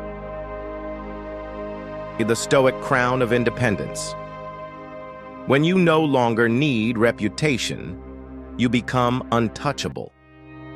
Criticism cannot sink you. Praise cannot inflate you. You live by virtue alone. Marcus Aurelius said it clearly: be content with what you are, and wish not change, nor dread your last day, nor long for it. This is sovereignty, living by your own reason, guided by your North Star, unmoved by the fickle winds of opinion. Freedom from fortune. The Stoics viewed fortune, luck, chance, circumstance, as one of the greatest false gods. It seduces us with gifts and terrifies us with losses. But fortune is not faithful. What it gives today, it may take tomorrow. Epictetus said, make the best use of what is in your power and take the rest as it happens. Freedom begins the moment you stop bargaining with fortune. Instead of asking, why me? You ask, how will I meet this? The default self sees fortune as master. The recreated self sees fortune as training. Every rise tests humility. Every fall tests resilience. Shakundatur on the ultimate Stoic definition of freedom. So what is freedom in Stoicism? It is the state of being untouchable in spirit. A free person can lose wealth without panic, be insulted without collapse, face death without trembling. Marcus Aurelius captured it. You have power over your mind, not outside events. Realize this, and you will find strength. Freedom is not in possessions, reputation, or even the body. It is in ruling your own judgments. The recreated self lives by this truth. The world may bind your hands, but never your reason. A daily freedom routine. To cultivate this independence, practice a routine. 1. Morning preparation. Before rising, remind yourself: today, I may meet insult, loss, fatigue. None of these control my mind. 2. Midday reflection. Pause once to ask, am I being pulled by fortune or guided by virtue? Adjust course immediately. 3. Evening review. At night, write down where you acted freely and where you were enslaved by desire, fear, opinion, or fortune. Plan one small correction for tomorrow. This rhythm builds sovereignty day by day until freedom becomes second nature. Luxury in the crown of Stoic freedom. When you no longer bow to desire, fear, opinion, or fortune, you achieve the crown of Stoic freedom. It is not loud, it is not glamorous, it is steady, silent, unshakable. This freedom is magnetic. Others feel it when you enter the room. They trust you in crisis, follow you in chaos, respect you in silence, because true freedom radiates strength. It does not need to demand it. Transition to part 7. Now you have rebuilt discipline, mastered emotions, aligned with purpose, and claimed inner freedom. But Stoicism is not meant to stay inside one person. It was always a philosophy of leadership, whether of empires, families, or simply the self. In part 7, we will turn to the Stoic way of leadership and influence. You will see how to embody authority without arrogance, inspire without manipulation, and guide others while remaining unshaken yourself. Because recreation is not just personal. The recreated self becomes a beacon for others, and leadership is the natural next step. The Stoic definition of leadership. Most people imagine leadership as command, giving orders, gaining followers, wielding authority. The Stoics saw it differently. To them, leadership was not domination, but service. It was not about power over others, but about responsibility for others. Marcus Aurelius, perhaps the most famous Stoic leader, ruled the Roman Empire at its height. He could have lived in luxury, yet he wrote nightly to himself, "Waste no more time arguing about what a good man should be. Be one." For Marcus, leadership was not about speeches, but about example. His army endured hunger, disease, and invasion, yet he walked among them, slept in tents, shared their burdens. That is Stoic leadership, presence, humility, and virtue in action. Leading by example, not command. The default self believes leadership comes from rank, money, or titles. But the recreated self understands true leadership comes from character. The Stoic leader does not say, "Do as I say," but "Follow as I do." Seneca reminded the powerful of Rome. Long is the road by means of precepts, but short and effective by means of examples. Words can inspire, but example transforms. Your calmness in crisis teaches more than 1,000 commands. Your fairness in judgment builds trust more than speeches about justice. Faninas dus, seek authority without arrogance, authority without virtue, rots into tyranny. But authority tempered by Stoic discipline becomes magnetic. People follow not out of fear, but out of respect. Epictetus warned, "Don't explain your philosophy, embody it." A Stoic leader doesn't demand recognition, he earns it through conduct. Authority is not shouting loudest, but standing firmest. It is not controlling others, but mastering yourself so deeply that others want to emulate you. Leadership as duty, not privilege. The default self seeks leadership for privilege, status, wealth, recognition. The Stoic seeks leadership only if it serves duty. Marcus Aurelius never desired the throne. He saw it as a weight, not a gift. Yet he accepted it because Rome needed a philosopher on the throne more than he needed comfort. Leadership, for the Stoic, is not chosen out of ambition, but accepted out of responsibility. When the situation demands courage, the Stoic steps forward. When others shrink from the burden, the Stoic bears it. Modern Stoic leadership. You do not need an empire to lead stoically. Leadership is influence wherever you stand. Your family, your workplace, your community. Each time you choose patience over anger, honesty over convenience, fairness over bias, you lead. The recreated self understands that someone is always watching, not with suspicion, but with hope. Your child, your colleague, your friend. They watch how you act under pressure. Leadership begins the moment you realize your life itself is a lesson to others. Authority without arrogance.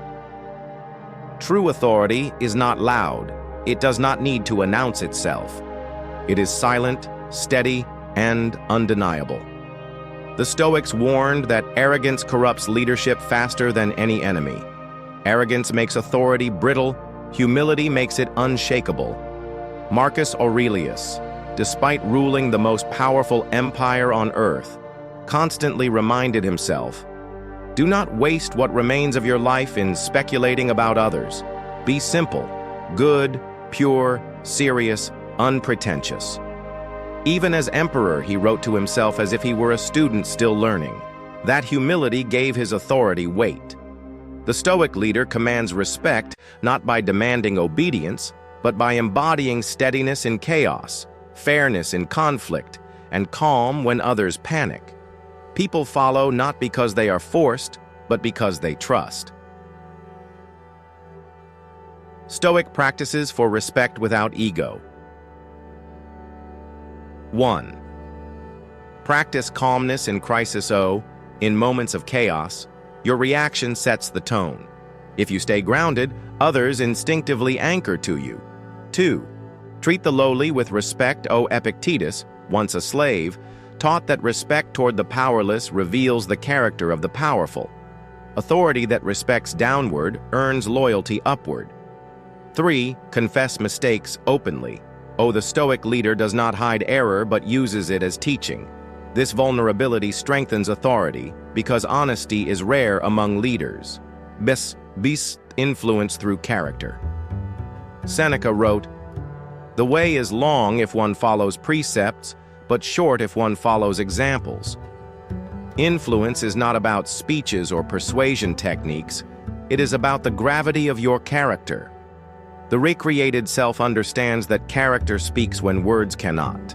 Your daily discipline, your composure under insult, your kindness without agenda, these influence more deeply than commands.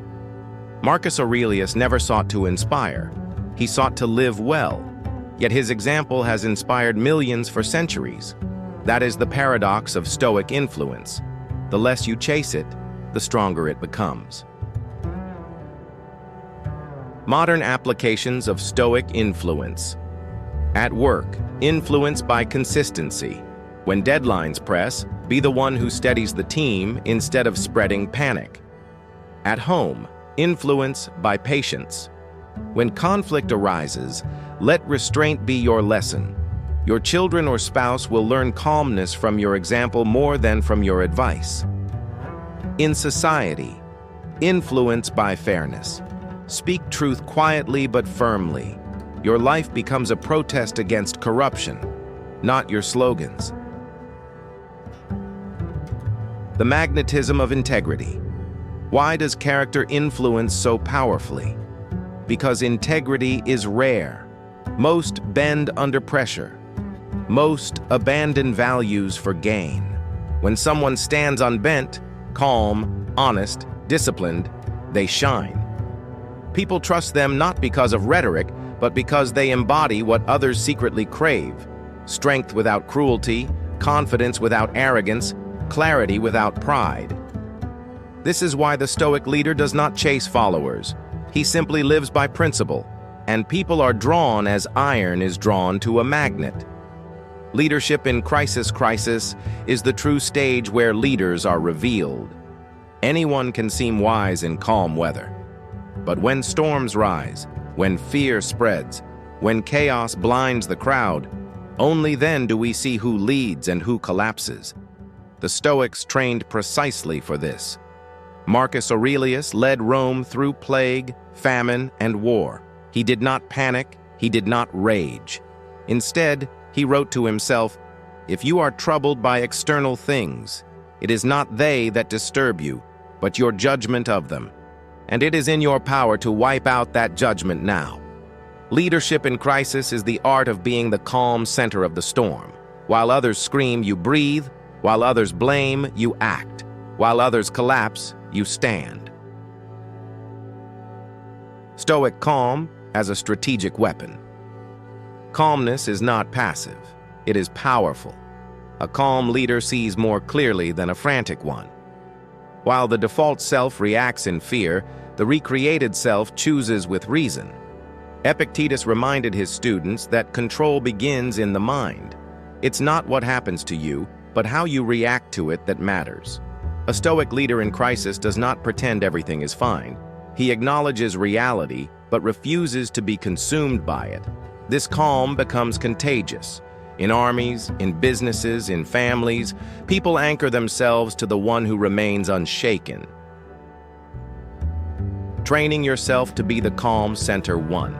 Pre-rehearse misfortune. Imagine the worst before it happens. Marcus Aurelius began his mornings preparing. Today I may meet with interference, ingratitude, insolence. By rehearsing adversity, he met it calmly when it arrived. 2. Detach from outcome. Decide in advance. I control my effort, not results. This detachment prevents panic when outcomes waver. 3. Pause before reacting. In crisis, seconds of silence can prevent hours of regret. A Stoic leader practices the pause, the deep breath before decision. Crisis as a test of virtue. The Stoics did not seek crisis, but they welcomed it as the ultimate test of character. Seneca wrote, "Fire tests gold, adversity tests men."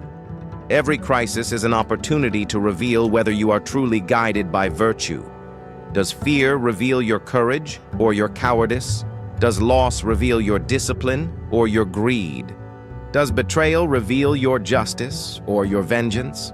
The recreated self welcomes crisis as a mirror. If he fails, he learns. If he stands, he proves. Modern applications. At work, when deadlines clash and tempers flare, be the one who speaks last, calmly, with clarity. In family, when conflict erupts, model restraint. Your silence may heal more than words. In society, when others spread outrage, choose measured reason. By standing apart from hysteria, you lead. The Stoic teacher archetype. Every Stoic leader is, by nature, also a teacher. Marcus Aurelius never called himself one, yet his journal, Meditations, became a manual for emperors and citizens alike. Epictetus taught in a small room with little more than his voice, but his words have guided millions through centuries. Seneca, writing to Lucilius, never imagined that his letters would become blueprints for resilience in the modern world. Leadership is incomplete without teaching, but Stoic teaching is not about lectures or superiority. It is about sharing wisdom without ego. The recreated self teaches by living, by embodying principles, by offering guidance gently, not boastfully. Passing wisdom without ego. The greatest trap of leadership is pride in knowledge. Knowledge can intoxicate, making one believe he is above others. The Stoics fought against this by practicing humility. Seneca warned, "We should conduct ourselves not as if we were teaching, but as if we were learning. To teach without ego. Speak less, live more. Let your life be the lesson. Offer advice only when asked. Wisdom forced becomes noise. Wisdom offered in humility becomes seed. Remain a student. Even as you teach, continue to learn. A true Stoic teacher never graduates from discipline." Justice as the core of influence for the Stoics, leadership was not about cleverness, but about justice. Marcus Aurelius often repeated to himself, "If it is not right, do not do it. If it is not true, do not say it." Justice meant fairness, honesty, and the protection of those weaker. Justice builds trust, and trust is the foundation of lasting influence. People may obey power, but they only follow justice. The recreated self influences not by manipulation, but by fairness so consistent that others feel safe under his guidance. Building a legacy of influence. The Stoics cared little for statues or fame. Legacy, to them, was measured in the strength of the people they left behind. Marcus Aurelius did not try to be remembered as a conqueror, but as a man who endured and led with virtue. Practical exercise. Write your own leadership creed. A short statement of how you intend to lead others, guided by Stoic virtues. Example: I will lead with courage in crisis, justice in judgment, patience in conflict, and humility in success. This creed becomes your compass when temptation whispers to abuse power or when fear tempts you to retreat. Transition into Part 8. Leadership completes the circle of self-recreation, but the Stoics never saw leadership as the final destination.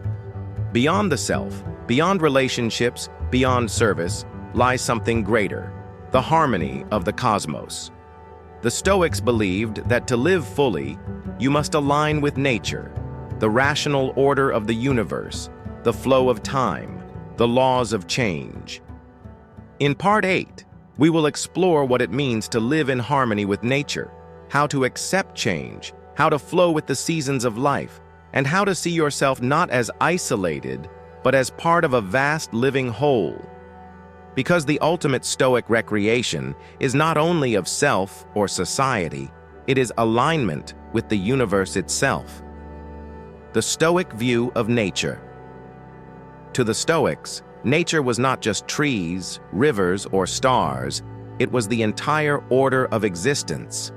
Nature meant the structure of the universe itself, woven together by logos, the rational principle that guides all things. Zeno of Citium, the founder of Stoicism, taught in the painted Stoa of Athens that living well meant living in accordance with nature. But what did he mean? He did not mean abandoning society to live in forests. He meant aligning your life with the way the universe itself operates. Rational, ordered, purposeful. Marcus Aurelius called nature the weaving together of all things. To him, every event, every life, every death was a thread in an infinite tapestry. The wise man does not pull against the weave, he moves with it, harmonizing his actions with the larger design. Logos, the rational fire of the universe. The Stoics believed the cosmos was alive with reason. They called it logos, a divine fire, an intelligent force that animates existence. Logos is not chance, it is order, not chaos, but design. For Marcus Aurelius, logos was both cosmic and personal.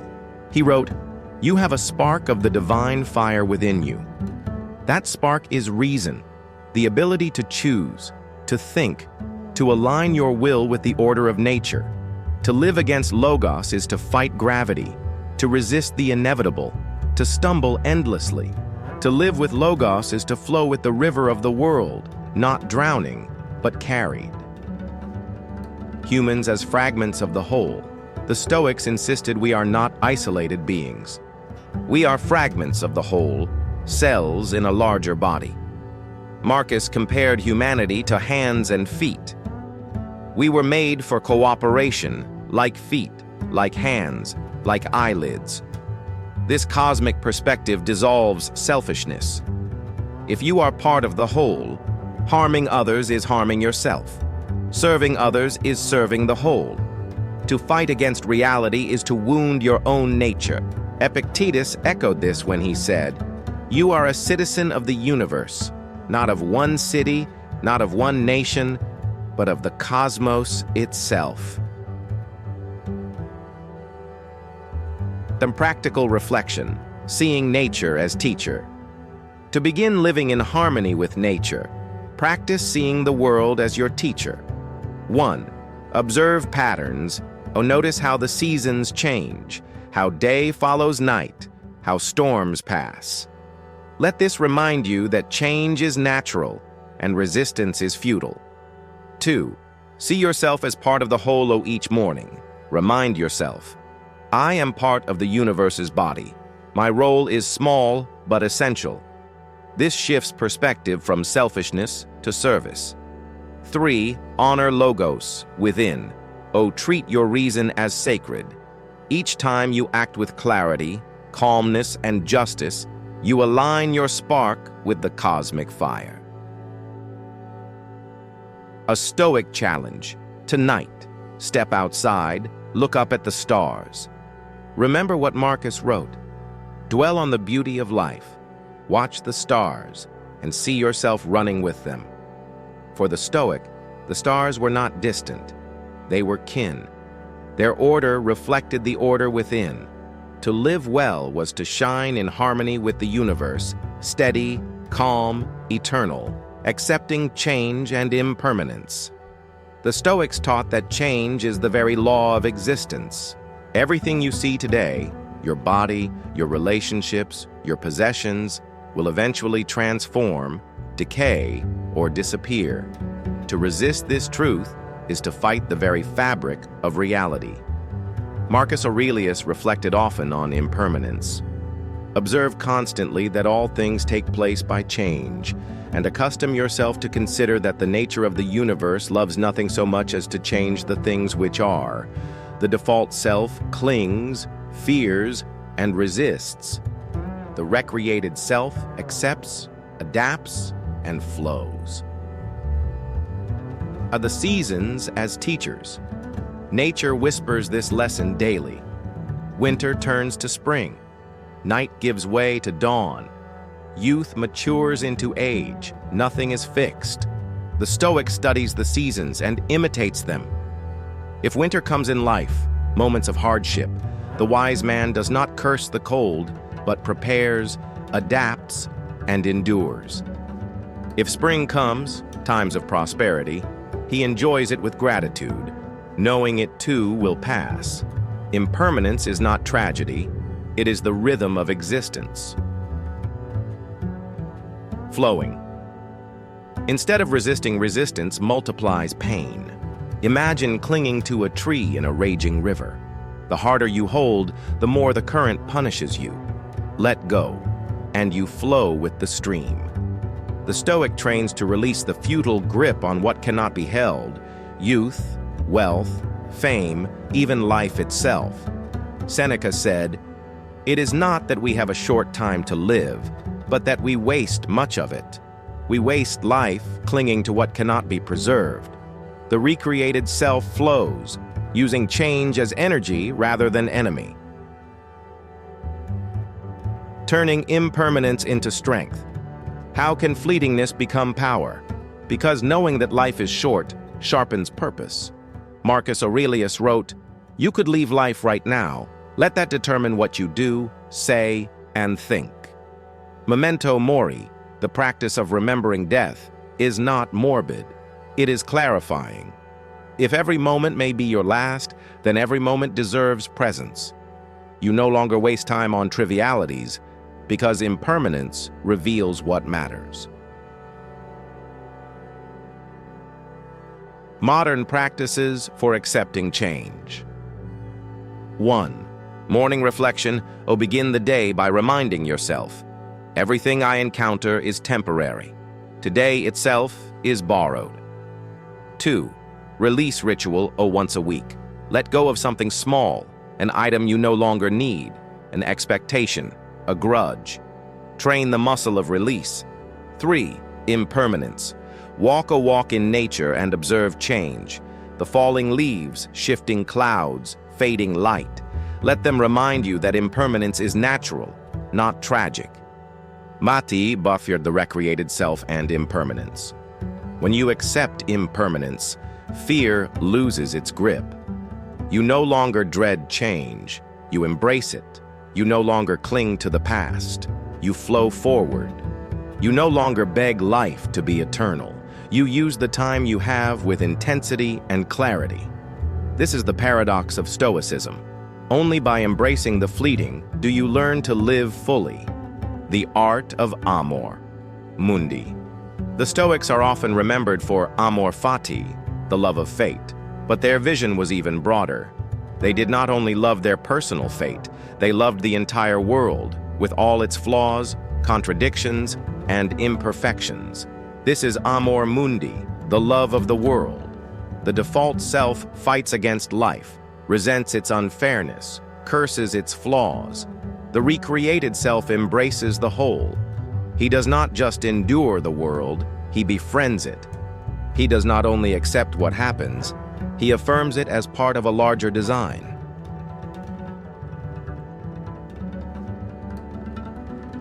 Beyond acceptance, embracing the whole amor mundi goes further than acceptance. Acceptance says, I will not resist what happens. Amor mundi says, I will celebrate what happens, even when it stings, because it belongs to the world that raised me. Marcus Aurelius wrote, whatever happens to you was prepared for you from all eternity, and the chain of causes was woven together in the beginning. This is not resignation, it is reverence, to see every moment as sacred, not because it is pleasant, but because it is necessary. Datil vek loving humanity. Despite its flaws, one of the hardest tasks is to love people, not as we wish them to be, but as they are. Marcus began his meditations with a daily reminder. Today I shall meet with interference, ingratitude, insolence, disloyalty, ill will, and selfishness. Yet he resolved not to hate them, because they were his kin. Amor mundi means loving the world that includes both virtue and vice, beauty and ugliness. Humanity is flawed, but it is also family. To hate it is to hate yourself. Seeing beauty in imperfection. Nature does not design straight lines or perfect forms. Mountains crumble, rivers flood, branches twist. Yet there is beauty in the cracks, in the erosion, in the imperfection.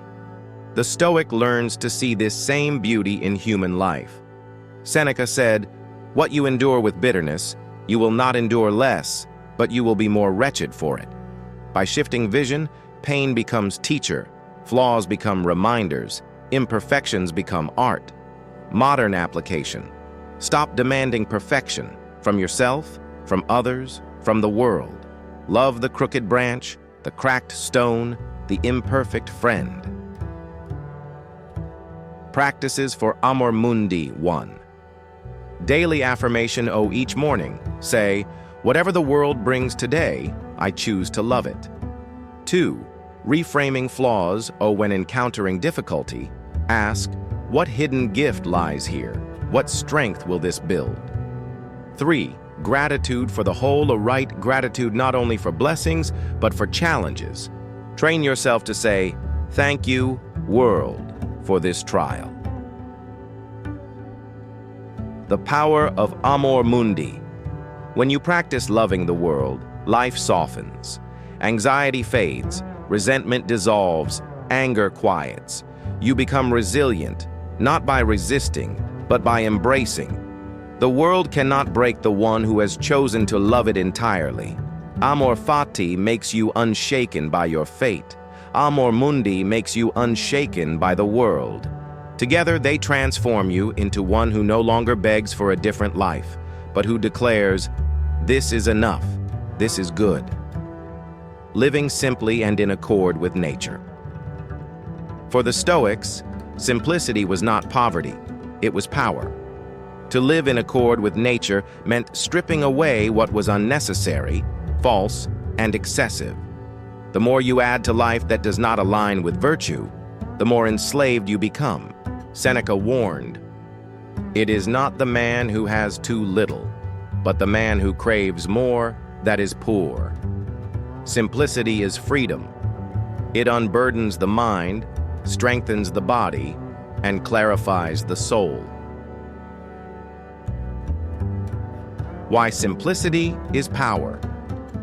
The default self believes happiness comes from accumulation, more wealth, more possessions, more recognition. But the recreated self learns that the more you depend on externals, the more fragile your peace becomes.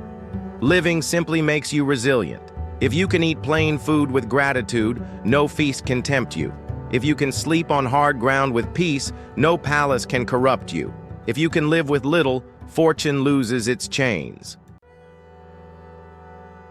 The Stoics, on luxury Seneca, surrounded by the wealth of Rome, practiced voluntary simplicity. He would eat coarse bread, drink water, wear rough clothing, so that when life stripped him of comfort, he was already trained. He asked, set aside a certain number of days, during which you shall be content with the scantiest and cheapest fare, with coarse and rough dress, saying to yourself all the while, is this the condition that I feared? Luxury weakens, simplicity strengthens. Modern practices of simplicity 1. Minimalism of possessions each month. Remove one possession that does not serve virtue or necessity. This trains detachment. 2. Simplicity of diet practice meals of plain food, rice, bread, vegetables, done with gratitude. Let your joy come not from flavor, but from sufficiency. 3. Digital simplicity the modern world overwhelms with noise. Reduce consumption of endless information. Use silence as nourishment. 4. Grounding in nature spend time outdoors, without devices, observing sky, trees, earth.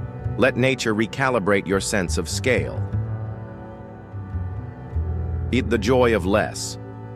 The paradox of simplicity is that when you remove excess, you discover abundance.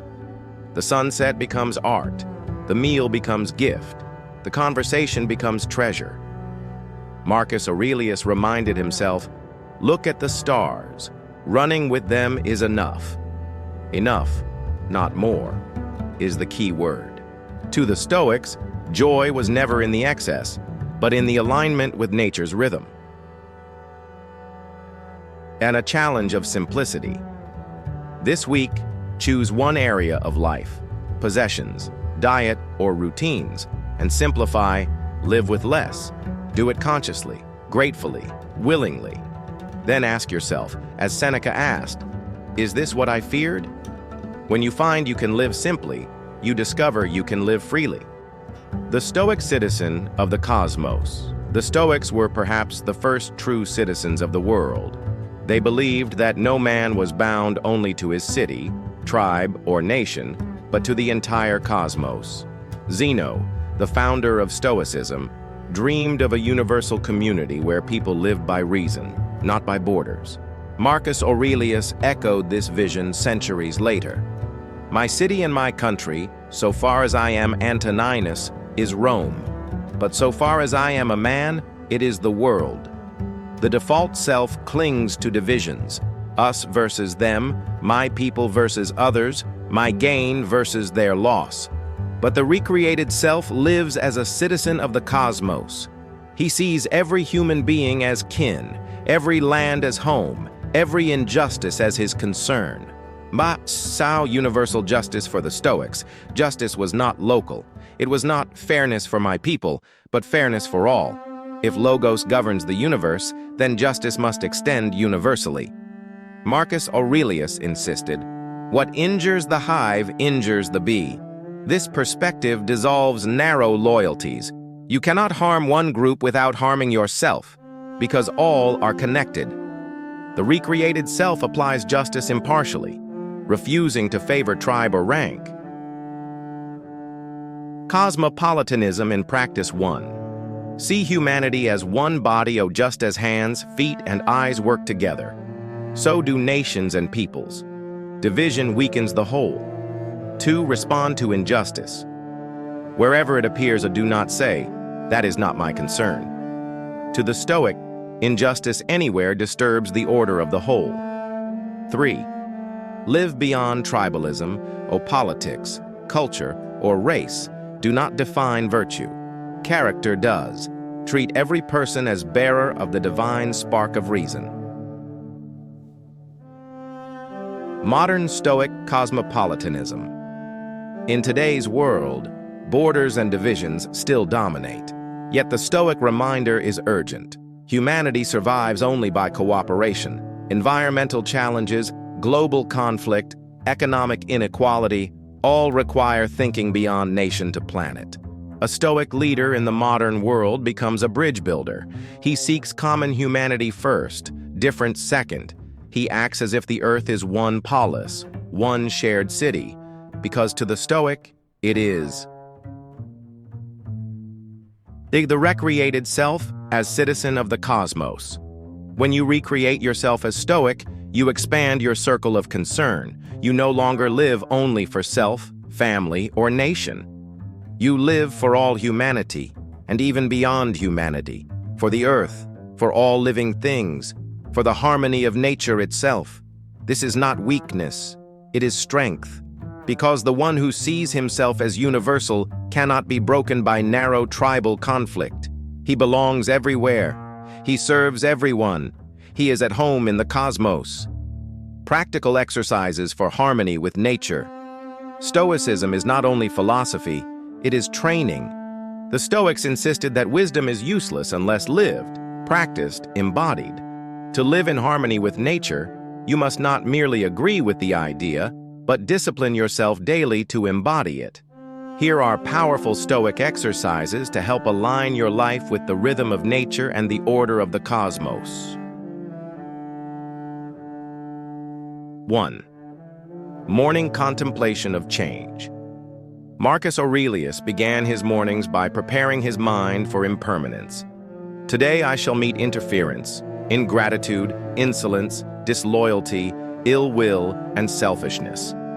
This was not pessimism, but preparation. Practice. Each morning, remind yourself of two truths. 1. The world will change today. People, events, and fortunes will shift. 2. I will choose my response. Though I cannot control what comes, I can control how I meet it. This anchors you before the storm arrives. 2. The gratitude walk. Once a day, walk slowly outside without distractions.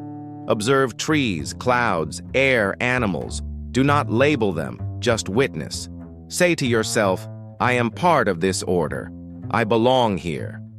This practice grounds you in the present, reminding you that nature's harmony surrounds you always, if only you open your eyes. 3. Voluntary simplicity. Seneca's challenge was radical. Live a few days as if you had lost everything. Eat the cheapest food, wear rough clothing, sleep on the ground, then ask, is this what I feared? Modern version, once a week. Simplify drastically. No luxuries, no technology, no comforts. Experience life stripped to essentials. This trains you to stop fearing loss and to appreciate what is already abundant. 4. The pause before reaction. Epictetus taught, it's not things that upset us, but our judgments about them. Train yourself to pause when emotions surge. Before responding to insult, failure, or shock, breathe. Ask, is this within my control? What response aligns with reason? That pause reclaims power. It prevents being ruled by impulse. 5. The evening review. Each night, examine your day as if you were a judge reviewing evidence. Ask, did I live in harmony with nature? Did I resist what was inevitable? Did I embrace simplicity, justice, and reason? Where did I fail? Where did I succeed? Seneca practiced this ritual, writing that no day was complete until he reviewed his conduct. Reflection sharpens tomorrow. 6. Service as universal duty. Living in harmony with nature also means serving the whole. Marcus wrote, what is not good for the hive is not good for the bee. Choose one act of service daily, however small, helping a stranger, forgiving an enemy, supporting a colleague. By serving the whole, you fulfill your role in the cosmic body. 7. A weekly nature reset. Spend time outdoors not as escape, but as recalibration. Sit by a river, watch the stars, feel the soil, disconnect from noise, reconnect with cosmos. This practice humbles pride and heals restlessness.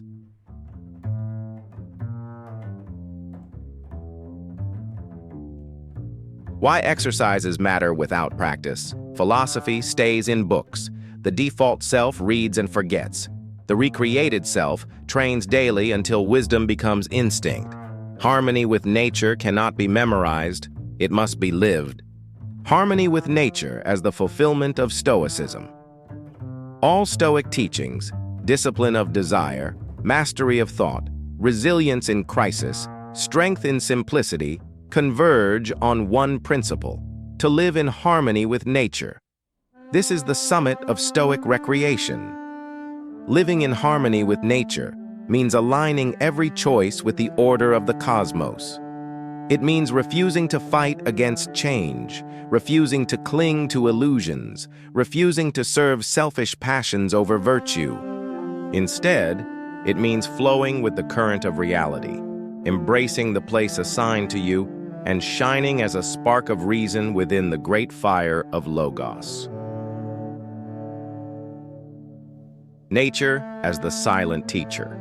The Stoics taught that if books and teachers disappeared, nature itself would still instruct the wise. The rising sun teaches constancy. The falling leaf teaches impermanence.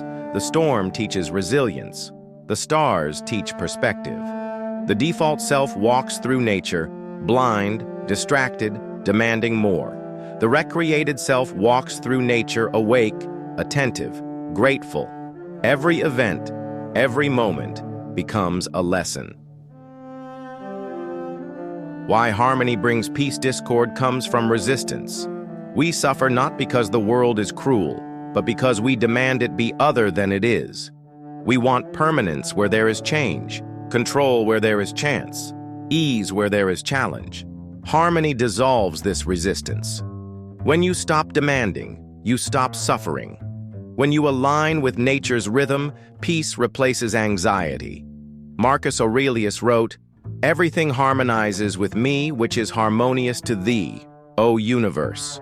Nothing for me is too early or too late, which is in due time for thee." Stoic practices. Summarized. Reason aligns us with Logos. Acceptance of change frees us from fear. Amor mundi teaches us to embrace the whole. Simplicity protects us from corruption. Cosmopolitanism expands our justice to all. Daily exercises root these truths in action. Together, these weave a life in harmony. Transition to daily practice. But harmony with nature is not achieved once and for all. It is renewed daily. Every morning offers the chance to resist or to flow, to grasp or to release, to fall into default or rise into recreated.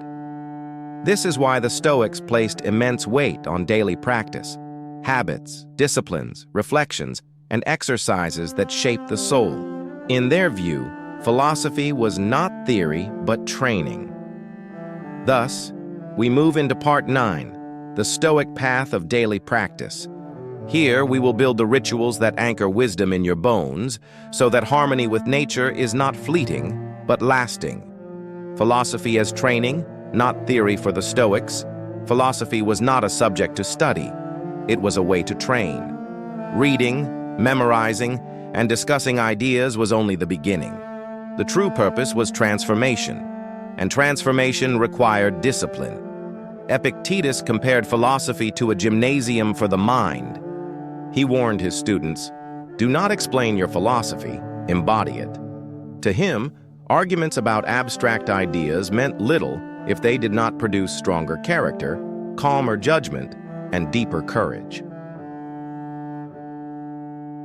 The gymnasium of the mind. Think of the Stoic life as a training ground. Every insult is a sparring partner to strengthen patience. Every setback is a weight to build resilience. Every temptation is a test of discipline. The default self avoids struggle and seeks comfort. The recreated self welcomes challenges as exercises. Life is the gym, and adversity is the trainer. Seneca said, "Difficulties strengthen the mind, as labor does the body." Just as you would not grow stronger by lifting feathers, you do not grow resilient without resistance. Why theory alone fails. You can read Marcus Aurelius every night and still lose your temper every morning. You can memorize Seneca's letters and still collapse in fear at the first sign of trouble. Knowledge without practice is like owning a sword you never train with. When battle comes, you are unprepared. The Stoics saw this clearly. Philosophy that stayed on parchment was dead. Philosophy practiced daily became alive, becoming muscle memory for the soul.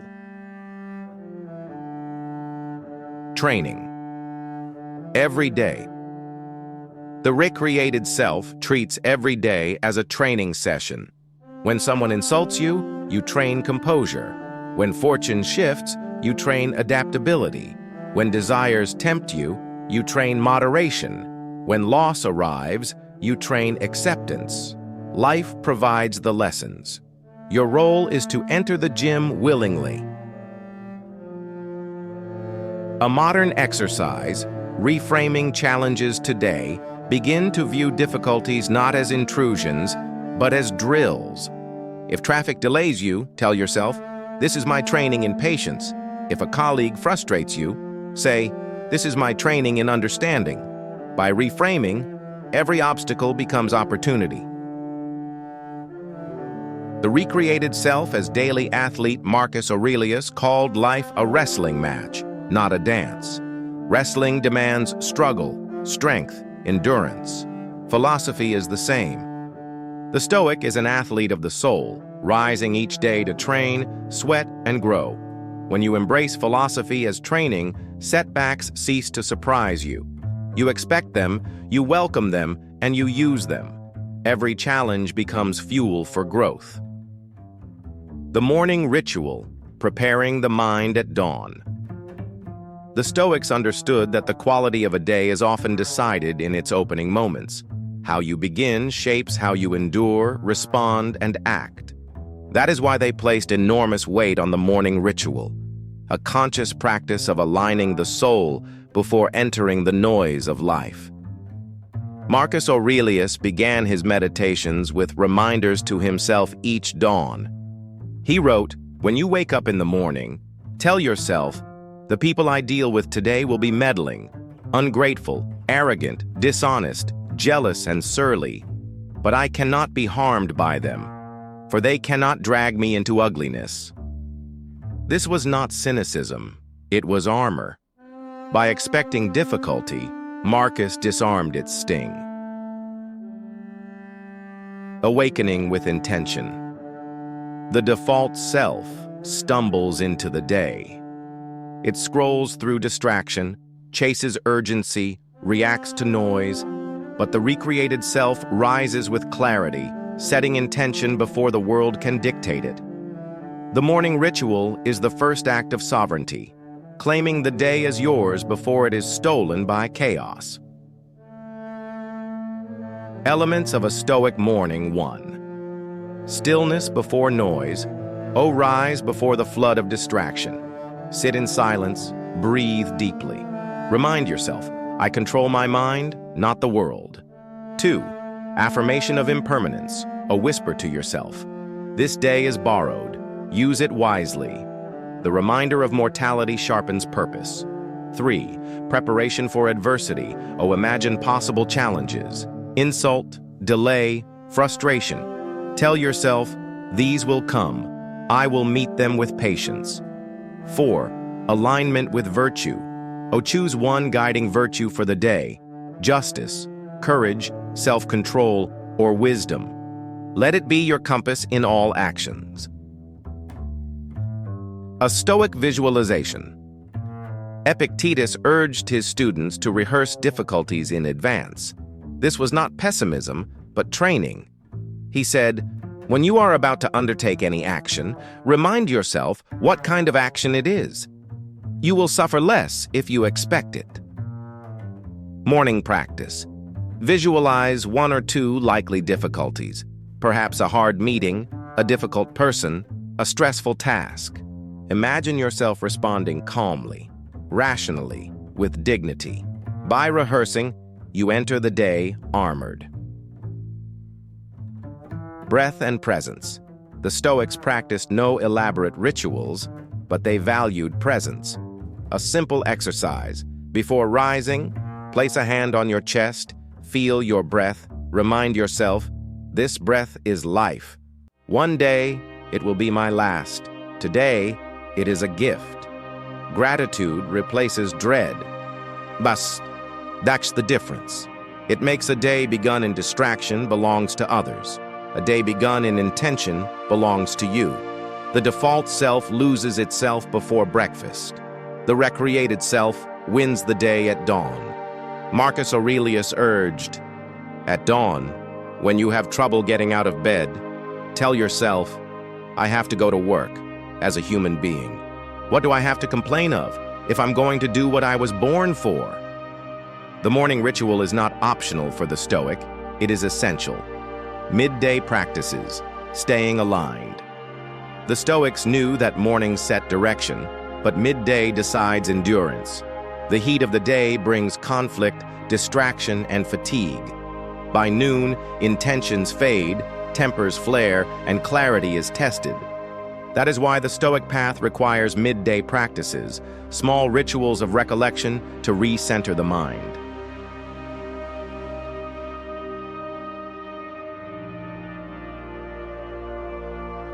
The Stoic pause Epictetus taught. It's not things that upset us, but our judgments about them. But judgments often rise instantly, driven by habit. The antidote is the Stoic pause, a deliberate breath between stimulus and response. When insult strikes, pause. When fear rises, pause. When desire tempts, pause. In that gap, reclaim freedom. Modern application. Before sending a heated message, before answering in anger, before rushing into impulse, pause for 3 breaths. Ask, is this within my control? Does this action align with virtue? This pause transforms reaction into reason. Anchoring virtue. Midday, choose one virtue in the morning: justice, courage, moderation, or wisdom. At midday, check in. Am I still aligned? Justice. Have I treated others fairly? Courage. Have I avoided out of fear what reason demanded? Moderation. Have I indulged more than necessary? Wisdom. Have I acted blindly without reflection? This midday audit prevents drift. Handling conflict stoically. By midday, conflict usually finds us. Someone criticizes, delays, disrespects. Marcus Aurelius reminded himself, "When you are offended at any man's fault, turn to yourself and study your own failings." Practice. When faced with another's flaws, see them as mirrors. Instead of outrage, ask, "Where in me does the same weakness live?" This shifts anger into humility and understanding. Stoicism at work and duty. Most of life is not crisis, it is routine. Emails, tasks, meetings. The Stoic must train not only for disaster, but for the ordinary. Focus. Do one task at a time with presence. Detachment. Do not tie worth to outcomes beyond control. Service. Remember that work is not just personal gain, but contribution to the greater whole. Work becomes less a grind and more an arena for virtue. Midday, reset practice. 1. Step away briefly. Leave the desk, go outside, or close your eyes. 2. Rebreathe. 3 deep breaths to clear agitation. 3. Realign, whisper, "I am a citizen of the cosmos. My role is to serve with reason." 4. Return with calm, clarity, and focus. This short ritual, even 2 minutes long, restores sovereignty. Be the recreated self in midday. The default self starts well but collapses by noon. The recreated self resets, realigns, and regains composure. By practicing midday rituals, he proves that self-mastery is not a morning vow, but an all-day discipline. Marcus Aurelius urged, "At every moment, keep a sturdy mind on the task at hand, as a Roman and as a man." Midday is where that discipline is tested. The evening review, closing the day with judgment. The Stoics believed that a day was incomplete without examination. Just as soldiers inspect weapons after battle, the philosopher inspects his soul after the struggles of the day. Seneca described this practice vividly. "When the light has been taken away and my wife has fallen silent, I examine my entire day and go back over what I have done and said." This was not idle reflection. It was training. Each night was a courtroom. Seneca became both judge and defendant. His conscience became the law. Kugki, why the evening matters. The morning ritual sets intention.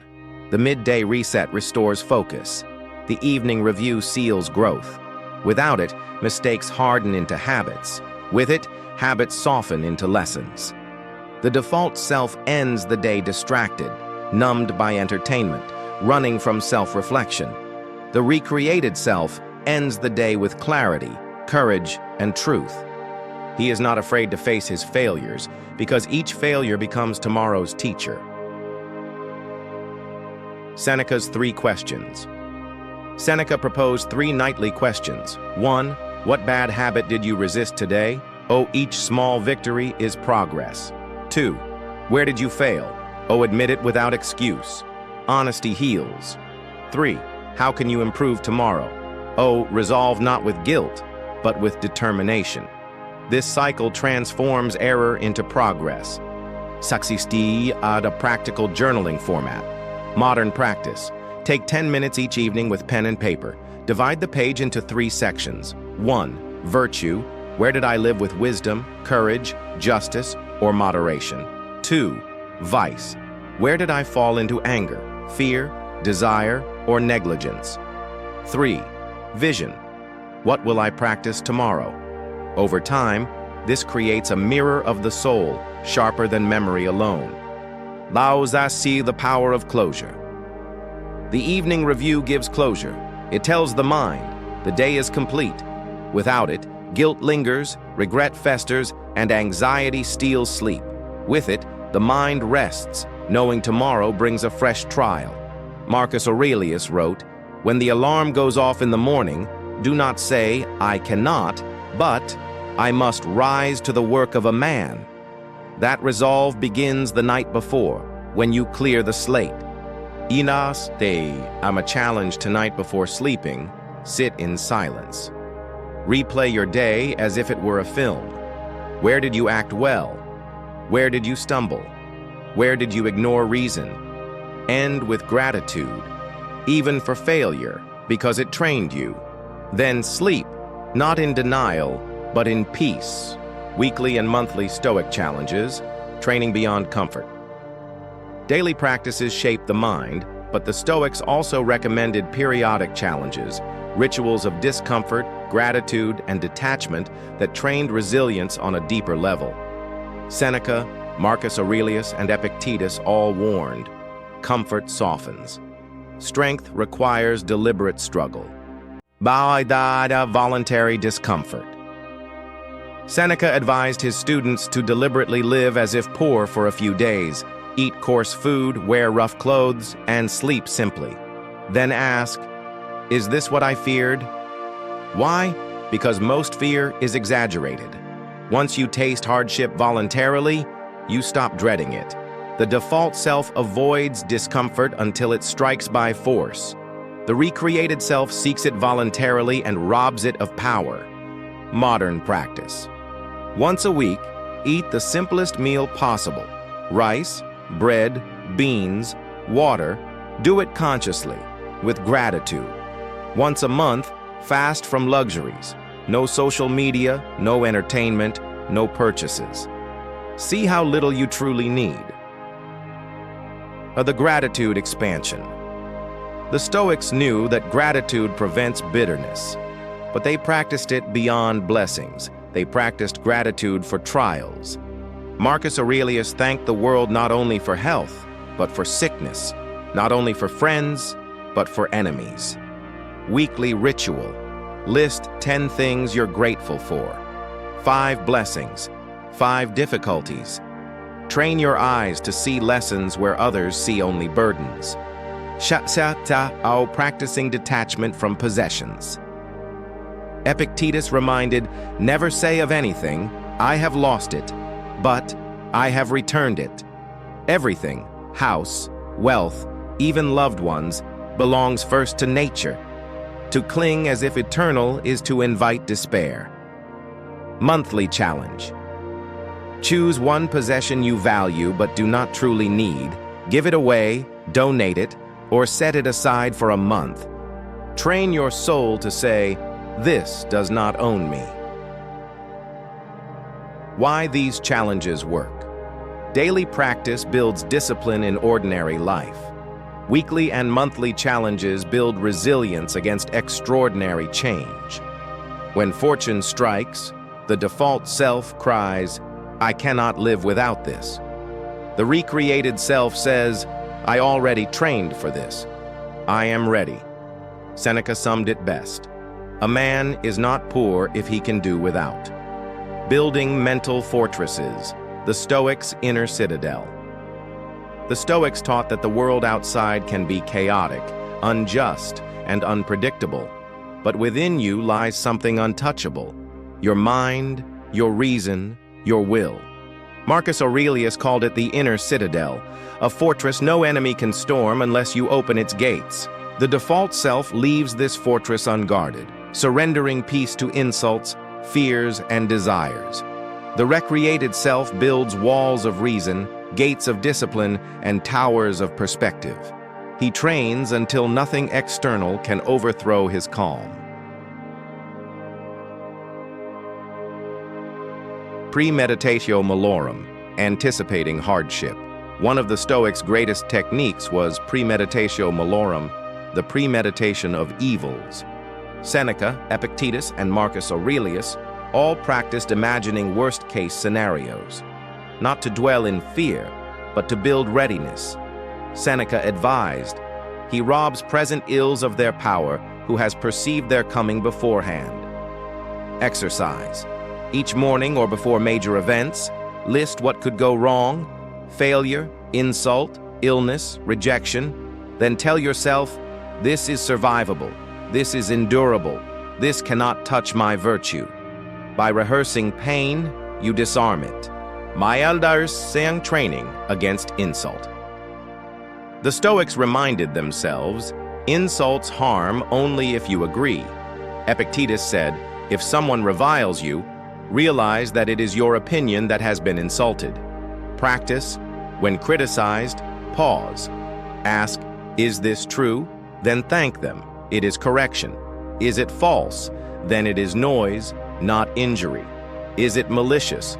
Then pity them, for they act in ignorance. The fortress of your mind remains intact. Epictetus, our role models as guards. Marcus Aurelius often asked himself, what would Socrates do?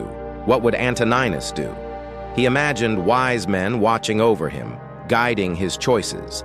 Exercise. Choose 3 Stoic role models, perhaps Marcus Aurelius, Epictetus, Seneca. In moments of trial, ask, what would they advise now? Their presence becomes a guard at your gates. Modern fortress building. In a noisy, digital world, fortresses are harder to build. Distraction batters the walls, outrage drills holes, fear sneaks inside. That is why conscious practice is essential. Digital limits. Protect attention from constant invasion. Silence. Schedule moments daily without noise. Reflection. Strengthen walls by journaling thoughts. The fortress is not withdrawal, it is mastery. You remain in the world, but unbroken by it. The recreated self as fortress. The recreated self walks through life like a fortress, calm amidst storms, unshaken by insult, unafraid of loss. He is not cold, but steady. He is not detached from humanity, but immune to madness. Marcus Aurelius put it simply, the mind becomes unconquerable when it withdraws into itself and is content with itself. Integrating Stoicism in modern life. The Stoics lived in ancient Rome and Greece, but their insights cut across centuries. Their world had emperors, slaves, and scrolls. Ours has corporations, smartphones, and algorithms. Yet the human struggle, the battle with fear, anger, desire, and distraction, remains the same.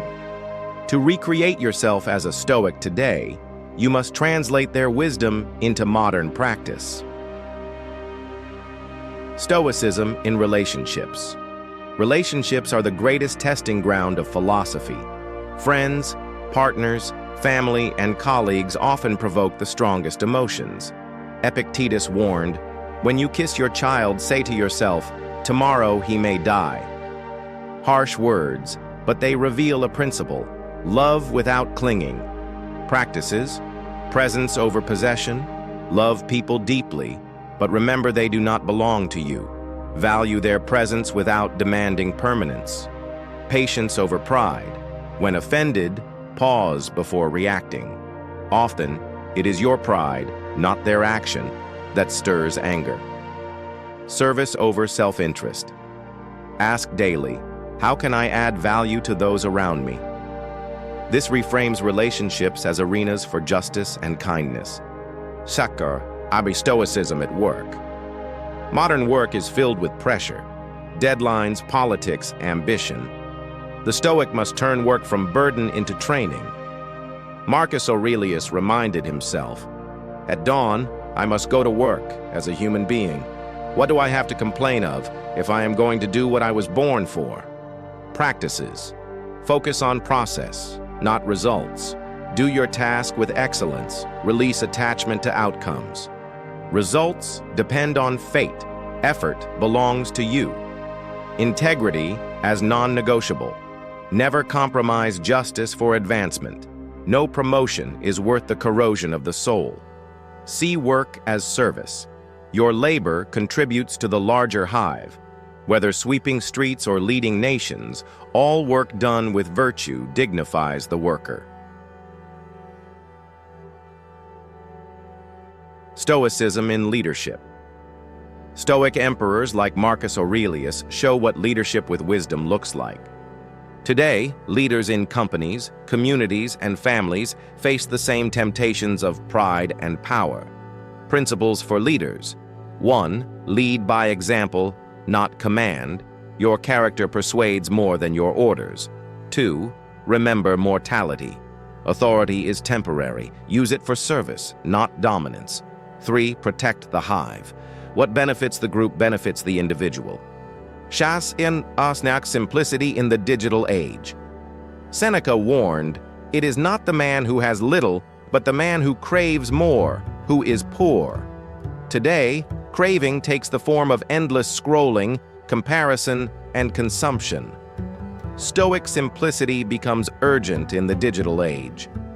Practices. Digital fasting. Choose one day a week without screens for non-essential use. Let your mind breathe. Curate input. Follow fewer sources, but wiser ones. Protect your mental diet as carefully as your physical diet. Single tasking.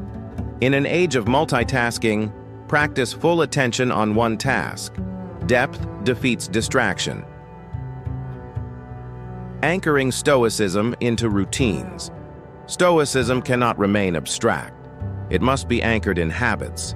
Choose simple triggers: morning coffee, gratitude reflection, before meetings, Stoic pause, evening bed, daily review.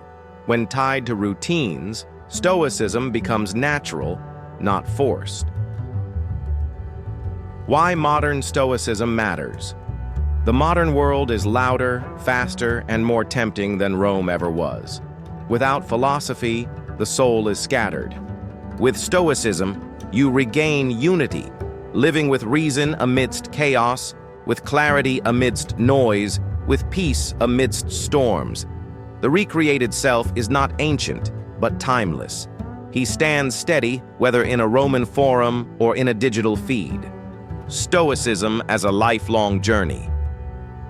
The Stoics warned against the illusion of arrival. No one becomes finished in philosophy. Marcus Aurelius, emperor of Rome, the most powerful man of his time, still wrote nightly reminders to himself, confessing weakness, urging progress. Epictetus told his students, "You are not yet a philosopher, but you can begin to act like one." Seneca admitted in his letters, "I am not a wise man, and I will never be, but I can be a better man today than I was yesterday." The default self seeks shortcuts.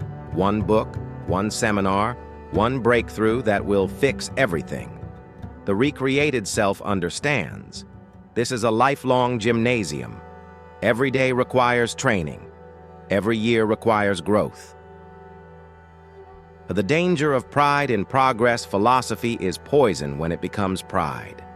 To boast of wisdom is to prove ignorance. The Stoics warned that the greatest danger in philosophy is thinking you have mastered it. Seneca wrote, "As soon as a man has begun to be wise, he should stop saying that he is wise. True progress speaks not in words, but in calmness under insult, steadiness in loss, courage in fear. Thus the recreated self never declares victory. He lives quietly, steadily, practicing without spectacle. Epictetus. Progress, not perfection." Epictetus explained that progress in philosophy is shown not by grand speeches, but by simple acts: eating with moderation, speaking with honesty, bearing hardships with patience. Your journey will not be clean. You will fail, stumble, fall back into anger, desire, or despair. That is expected. Progress is measured not by perfection, but by shorter lapses, quicker recoveries, and deeper reflections. The gift of daily struggle. The default self curses difficulty. The recreated self sees struggle as gift, for it is only through repeated tests that philosophy becomes character. Marcus Aurelius thanked the gods for sending him teachers, hardships, and responsibilities, because without them, his philosophy would remain theory. Every trial is practice, every setback is training, every loss is lesson. Stoicism, the lifelong identity of the Stoic. To call yourself Stoic is not a title. It is a practice renewed each day. You cannot become Stoic once and for all. You can only live stoically, moment by moment. When asked what defines the Stoic, Epictetus said, "Show me a man sick and happy, in danger and happy, dying and happy, in exile and happy, in disgrace and happy. Show me that man, and I will say he is a Stoic." Why this matters? If you see Stoicism as a quick cure, disappointment will follow. If you see it as a lifelong path, strength will grow. Slowly, silently, year after year, you will change. You will wake one morning to find yourself calmer than yesterday, stronger than last year, wiser than your youth. That is the fruit of lifelong practice. Transition to Part 10, the legacy of the recreated self. And here lies the final stage. When philosophy ceases to be only for you and becomes a gift to others. The recreated self does not live Stoicism in secret. His life itself becomes a teaching. His calm inspires the anxious. His courage strengthens the fearful. His justice restores the broken. Marcus Aurelius never published his meditations. They were private notes. Yet they became one of history's most influential texts, precisely because he lived philosophy sincerely. Seneca's letters, written to guide one friend, ended up guiding centuries. Thus, Part 10 begins, the legacy of the recreated self. Here, your Stoic life ceases to be training only for your own peace, and becomes a torch lighting the path for others. From self to society, the expansion of Stoicism. The Stoics always taught that philosophy begins in the self, but it never ends there. Self-mastery is the foundation, but the true purpose of discipline is to serve the world around you. Marcus Aurelius reminded himself, "What is not good for the hive cannot be good for the bee." In this simple truth lies the bridge between inner clarity and outer responsibility. And the danger of solitary philosophy. Many people fall into the trap of practicing philosophy for themselves alone, using Stoicism as a shield against the chaos of others. But the Stoics warned against selfish retreat. Seneca wrote that we study wisdom not for the pleasure of the individual, but so that we may be useful to many. Philosophy without service becomes sterile. The default self uses philosophy to isolate. If I can remain calm, I need not care about others. The recreated self understands that peace of mind is only the beginning. The next stage is impact. The Stoic ideal of cosmopolitanism. The Stoics believed every human is a citizen of the cosmos, a member of one great city that stretches beyond nations and tribes. Epictetus said, "You are a citizen of the world." This belief made them unique in the ancient world, which was deeply divided by class and bloodline. To recreate yourself as a Stoic today means to see beyond borders of tribe, race, or ideology. Your virtue is not for you alone. It is your contribution to the larger whole. Justice, kindness, and fairness are not optional. They are your duty to the greater community. Ascetisei, see from self-control to social strength. Why does Stoicism matter for others? Because self-control leads to trustworthiness. A man who has mastered anger is safe to follow. A leader who has conquered greed can govern justly. A parent who has faced fear can raise children with courage. Thus, every act of self-mastery ripples outward. Every time you practice the Stoic pause instead of shouting in anger, you influence not only yourself, but your family. Every time you accept misfortune with grace, you strengthen the courage of those watching. The quiet influence of example. The most powerful Stoic teaching is not given through speeches, but through example. Marcus Aurelius never meant for his private notes to be published. Seneca wrote his letters to comfort a single friend. Epictetus taught a handful of students in a small school, yet their words and lives shaped millions. Why? Because they lived the philosophy. They embodied calm under pressure, fairness in power, and dignity in death. That silent consistency proved more magnetic than any lecture. Madi, the recreated self as servant of the world. The default self asks, "What can I take?" The recreated self asks, "What can I give?" Once your mind is disciplined, your fears quieted, your desires moderated, you are free to live not for yourself, but for others. That is the true legacy of Stoicism. Epictetus told his students, "Do not wish to be called a philosopher, act as one." This action becomes a light. When your words are measured, when your actions are steady, when your presence is calm, you carry Stoicism outward into society. The ripple effect of example. The Stoics understood a timeless truth. People are influenced more by what you do than by what you say. Marcus Aurelius never published his writings for an audience. They were private notes, written only for himself. Yet centuries later, they became a manual for millions on how to live. Why? Because his life gave weight to his words. He was a ruler who held immense power but lived with humility, justice, and self-restraint. His example became his message. Words fade, example persists. Seneca wrote eloquent letters, but his lasting impact came not from polished sentences alone. It came from the life behind them. He endured exile, political danger, and eventually death with dignity. Epictetus had no wealth or status, yet his very presence, crippled, poor, free only in mind, taught his students that freedom is an inner state. Philosophy spoken may inspire for a moment. Philosophy lived inspires for generations.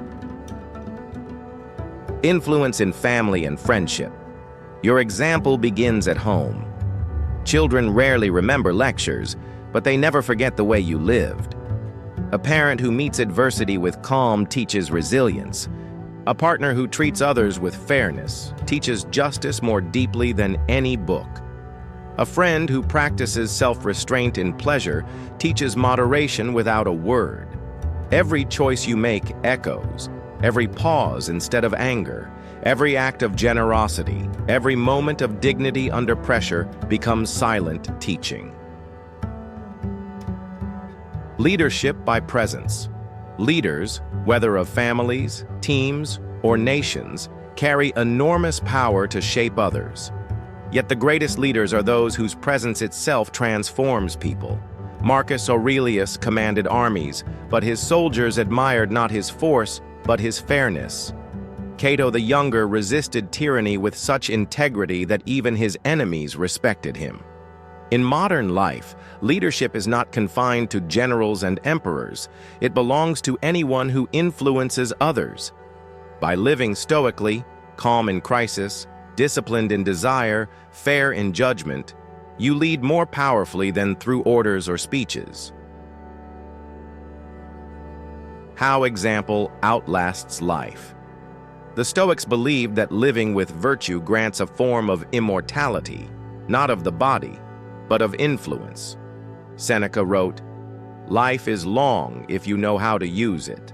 When you live justly, courageously, and wisely, your influence continues in the lives of those who saw you act." Thus, the recreated self does not seek fame, monuments, or applause. He seeks to live so clearly that his very life becomes a lesson. His children, colleagues, and even strangers carry pieces of his example forward, like ripples from a stone cast into water. The Stoic as teacher, without words. The greatest teachers in history were not the ones who spoke the loudest, but those whose lives embodied their lessons. The Stoics knew this truth deeply. Epictetus reminded his students, "Don't explain your philosophy, embody it." To live with integrity is to teach without speech. Silent lessons of calmness. Imagine two men facing adversity. One panics, curses, and blames fate. The other breathes, accepts, and acts with composure. Which man teaches more? Words may vanish, but calmness is unforgettable. When you remain steady under insult, people notice. When you choose dignity instead of outrage, people remember. Your silence becomes louder than speeches. Fairness in action. Justice is not defined by lectures, but by fairness in daily dealings. A shopkeeper who refuses to cheat. A manager who treats workers with respect. A parent who listens before judging. Each becomes a philosopher in practice. Marcus Aurelius wrote, "Waste no more time arguing about what a good man should be. Be one." That is Stoic teaching at its highest level. Simplicity as instruction. In a world obsessed with wealth, luxury, and display, simplicity becomes a radical lesson. Seneca lived in great wealth but trained himself to sleep on the floor, eat coarse bread, and remind himself that he needed very little. This practice taught his friends and students more than his eloquence. Today, when you choose simplicity, living below your means, resisting needless consumption, being content, you silently remind others that peace does not come from possessions. Influence without intention. Often, you will not know the extent of your impact. A stranger may see your patience in line, your kindness in conversation, your dignity in conflict, and carry that memory for years. The recreated self teaches constantly, simply by living. Unlike the default self, who preaches loudly but lives poorly, the Stoic teaches invisibly but powerfully. His life becomes a mirror in which others glimpse what is possible. Why silent teaching is stronger. Words persuade the mind, but example persuades the soul. Philosophy lived demonstrates that wisdom is not abstract, but practical. People may doubt your speeches, but they cannot doubt your character when it consistently shines through your actions. Thus, the Stoic becomes a teacher without intention, a guide without command, a mentor without words. Building a family legacy. Stoicism at home. The home is where philosophy is tested most severely. It is one thing to remain calm in solitude, another to remain calm in the chaos of family life. Epictetus reminded his students, if you wish to improve, be content to be thought foolish and stupid in regards to externals. Family members see your rawest self. Here, masks fail. Philosophy must be real. Teaching children resilience. Children rarely absorb lectures, but they watch every action. When they see you face setbacks without despair, they learn resilience. When they watch you work patiently instead of exploding in anger, they learn composure. When they see you value wisdom over wealth, they learn true riches. Practices with children. When they fail, do not scold. Remind them that failure is training. When they succeed, do not flatter. Remind them that virtue matters more than applause. Share Stoic stories. Marcus Aurelius writing notes to himself at night. Epictetus turning slavery into freedom. These stories become living examples. Stoicism in partnership love for a partner, the Stoics said, must be deep, but not possessive. Marcus Aurelius loved his wife deeply, but reminded himself daily that love must allow freedom. Seneca wrote, "A wise man is self-sufficient, yet desires friends." Likewise, a Stoic partner is whole in themselves, but chooses to share life.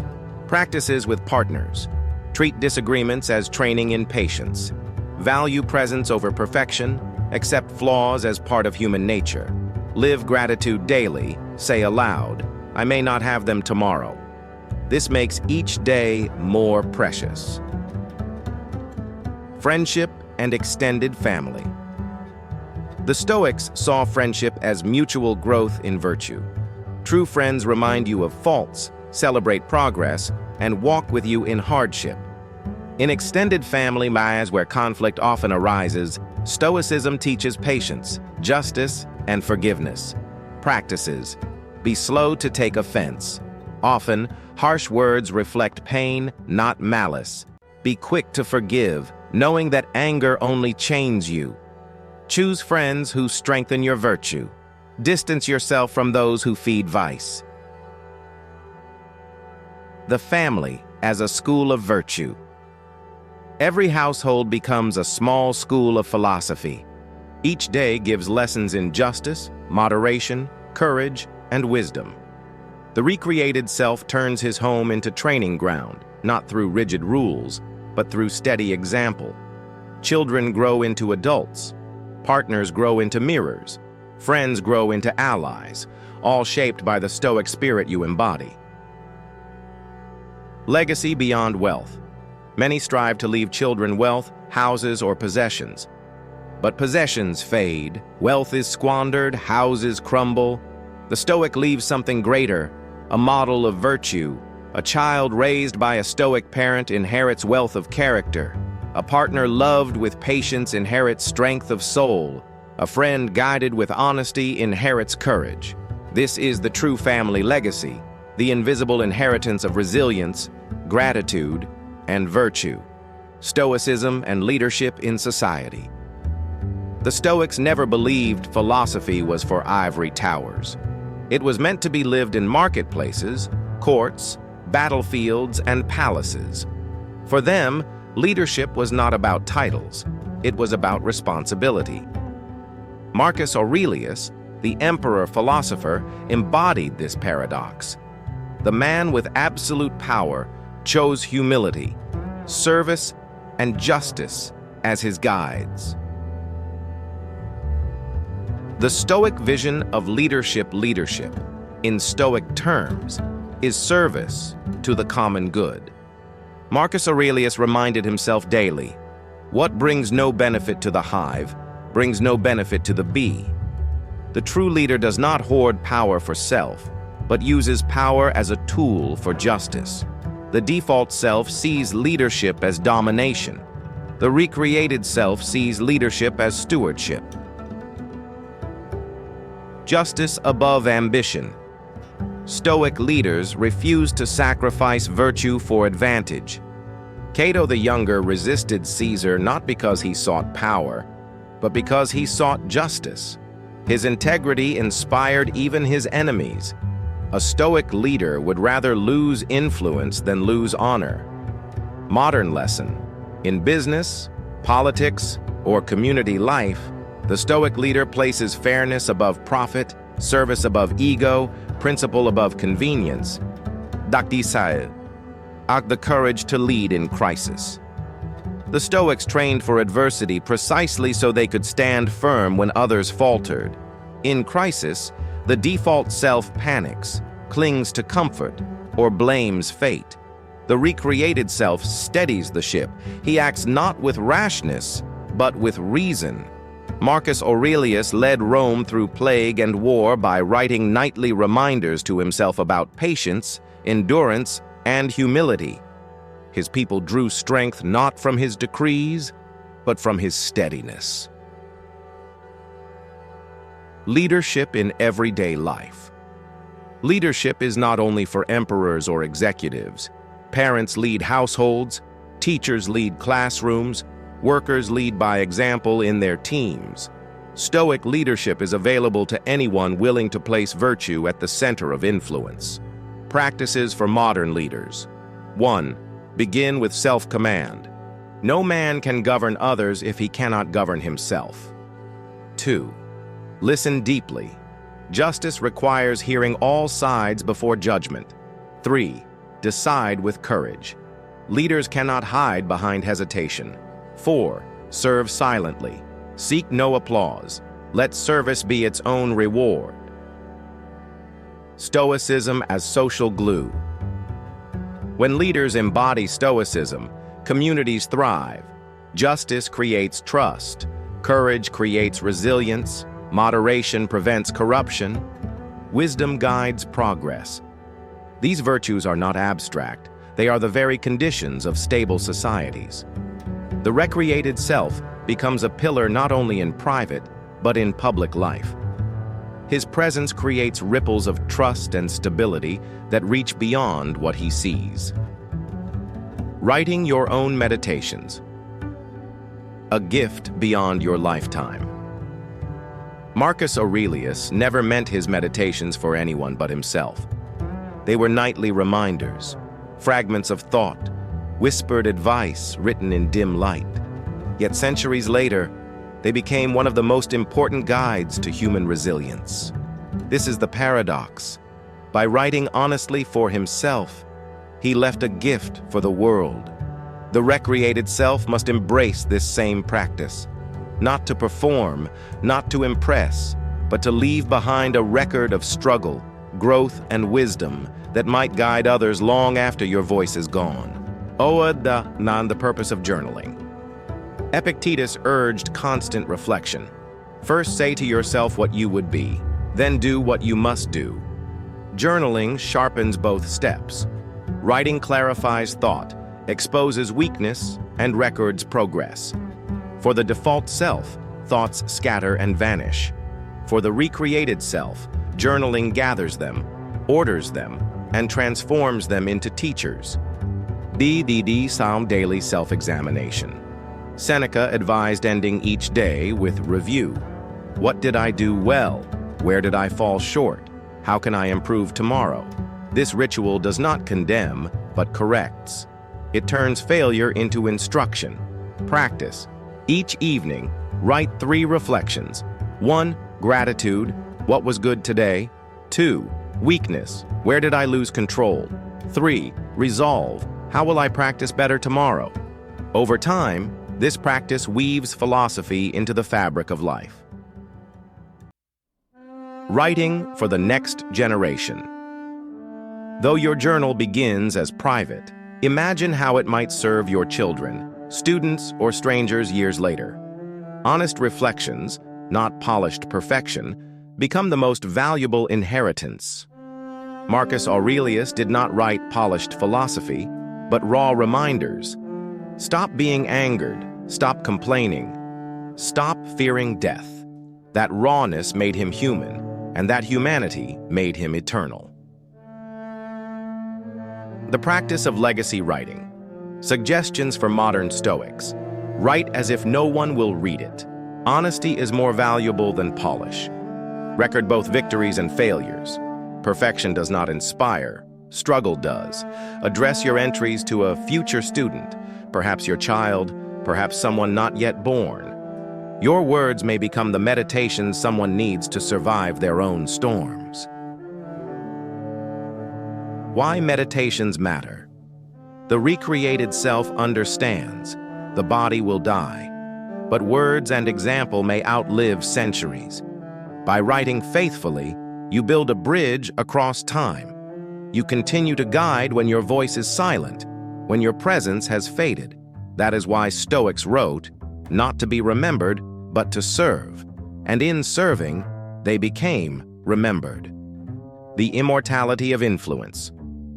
The Stoics never promised eternal life of the body, but they did teach a kind of immortality. Seneca wrote, "Life is long, if you know how to use it." A life spent in virtue does not end at death. Its influence flows into those who witnessed it, those who were touched by it, those who remember it. Doc. The true immortality is not fame.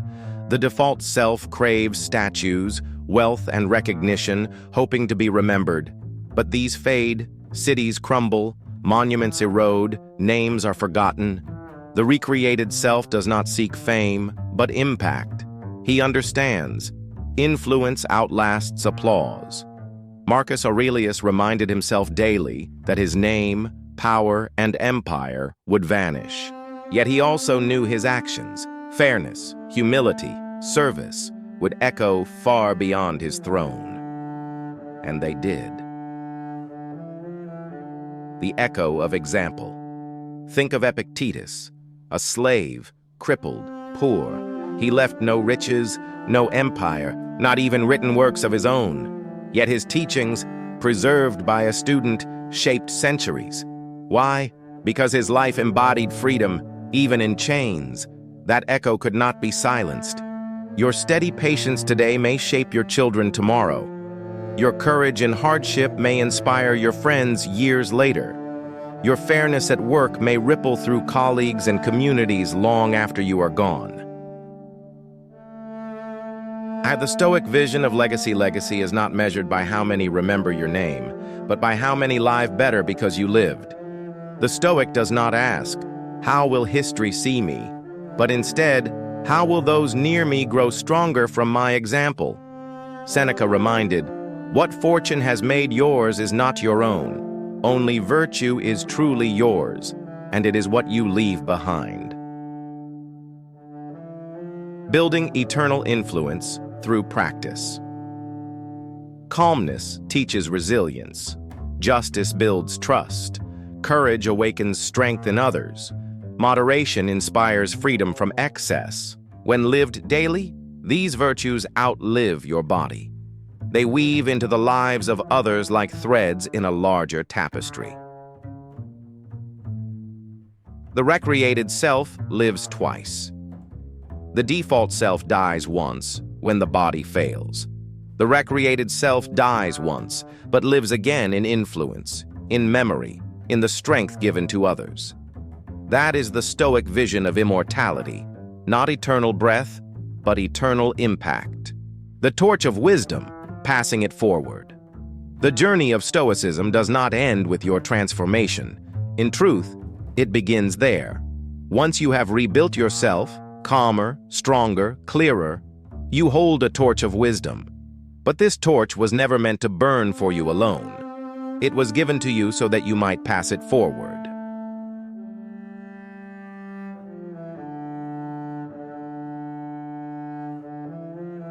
Summarizing the journey. You began in the default self, shaped by chaos, impulse, fear, and distraction. You learned to pause, to reflect, to discipline desire and anger. You discovered the hidden strength of self-command, the fortress within that cannot be touched by fortune or loss. You applied Stoicism at home, at work, in leadership, and in society. You turned philosophy from words into actions, from theory into practice. Now, the final step, to let your life itself become teaching, to move beyond my peace into our peace. The call to responsibility. The Stoics believed that wisdom obliges you to service. Marcus Aurelius did not seek rest in philosophy, but fuel for justice. Seneca wrote his letters not only to heal himself, but to guide his friend. Epictetus trained his students not only to think, but to live freely. If philosophy makes you stronger, then the world now demands your strength. If Stoicism makes you calmer, then the world now needs your calm. If self-mastery has freed you, then you must free others through your example. Living legacy in action. How do you pass the torch? Not with speeches, not with pride, but with presence. By embodying resilience when others despair, by acting justly when others cheat, by forgiving when others hold grudges, by leading with humility when others chase power. The recreated self does not announce his wisdom. He shows it, and in showing it, he becomes the torchbearer. The eternal question. At the end of each day, ask yourself, who was strengthened by the way I lived today? Did my children see patience in me? Did my partner see gratitude in me? Did my colleagues see fairness in me? Did a stranger see kindness in me? This is how legacy is measured, not by fame, but by influence, not by applause, but by example. The next lesson awaits. And here is the paradox. Even as you pass the torch, your own journey continues. The Stoics never claimed mastery. Marcus Aurelius, emperor of Rome, still scolded himself nightly. Seneca still confessed weakness in old age. Epictetus still trained himself until death. So, the torch you carry lights others, but it also lights your path forward. Stoicism is endless. Growth is infinite. The recreated self never stops becoming. Closing thought. And so I ask you, who will you inspire by the way you live? Who will draw strength from your calm, courage from your resilience, clarity from your wisdom? Because the next lesson of Stoicism is not written in books, it is written in you. Carry the torch, live the philosophy, and pass it forward.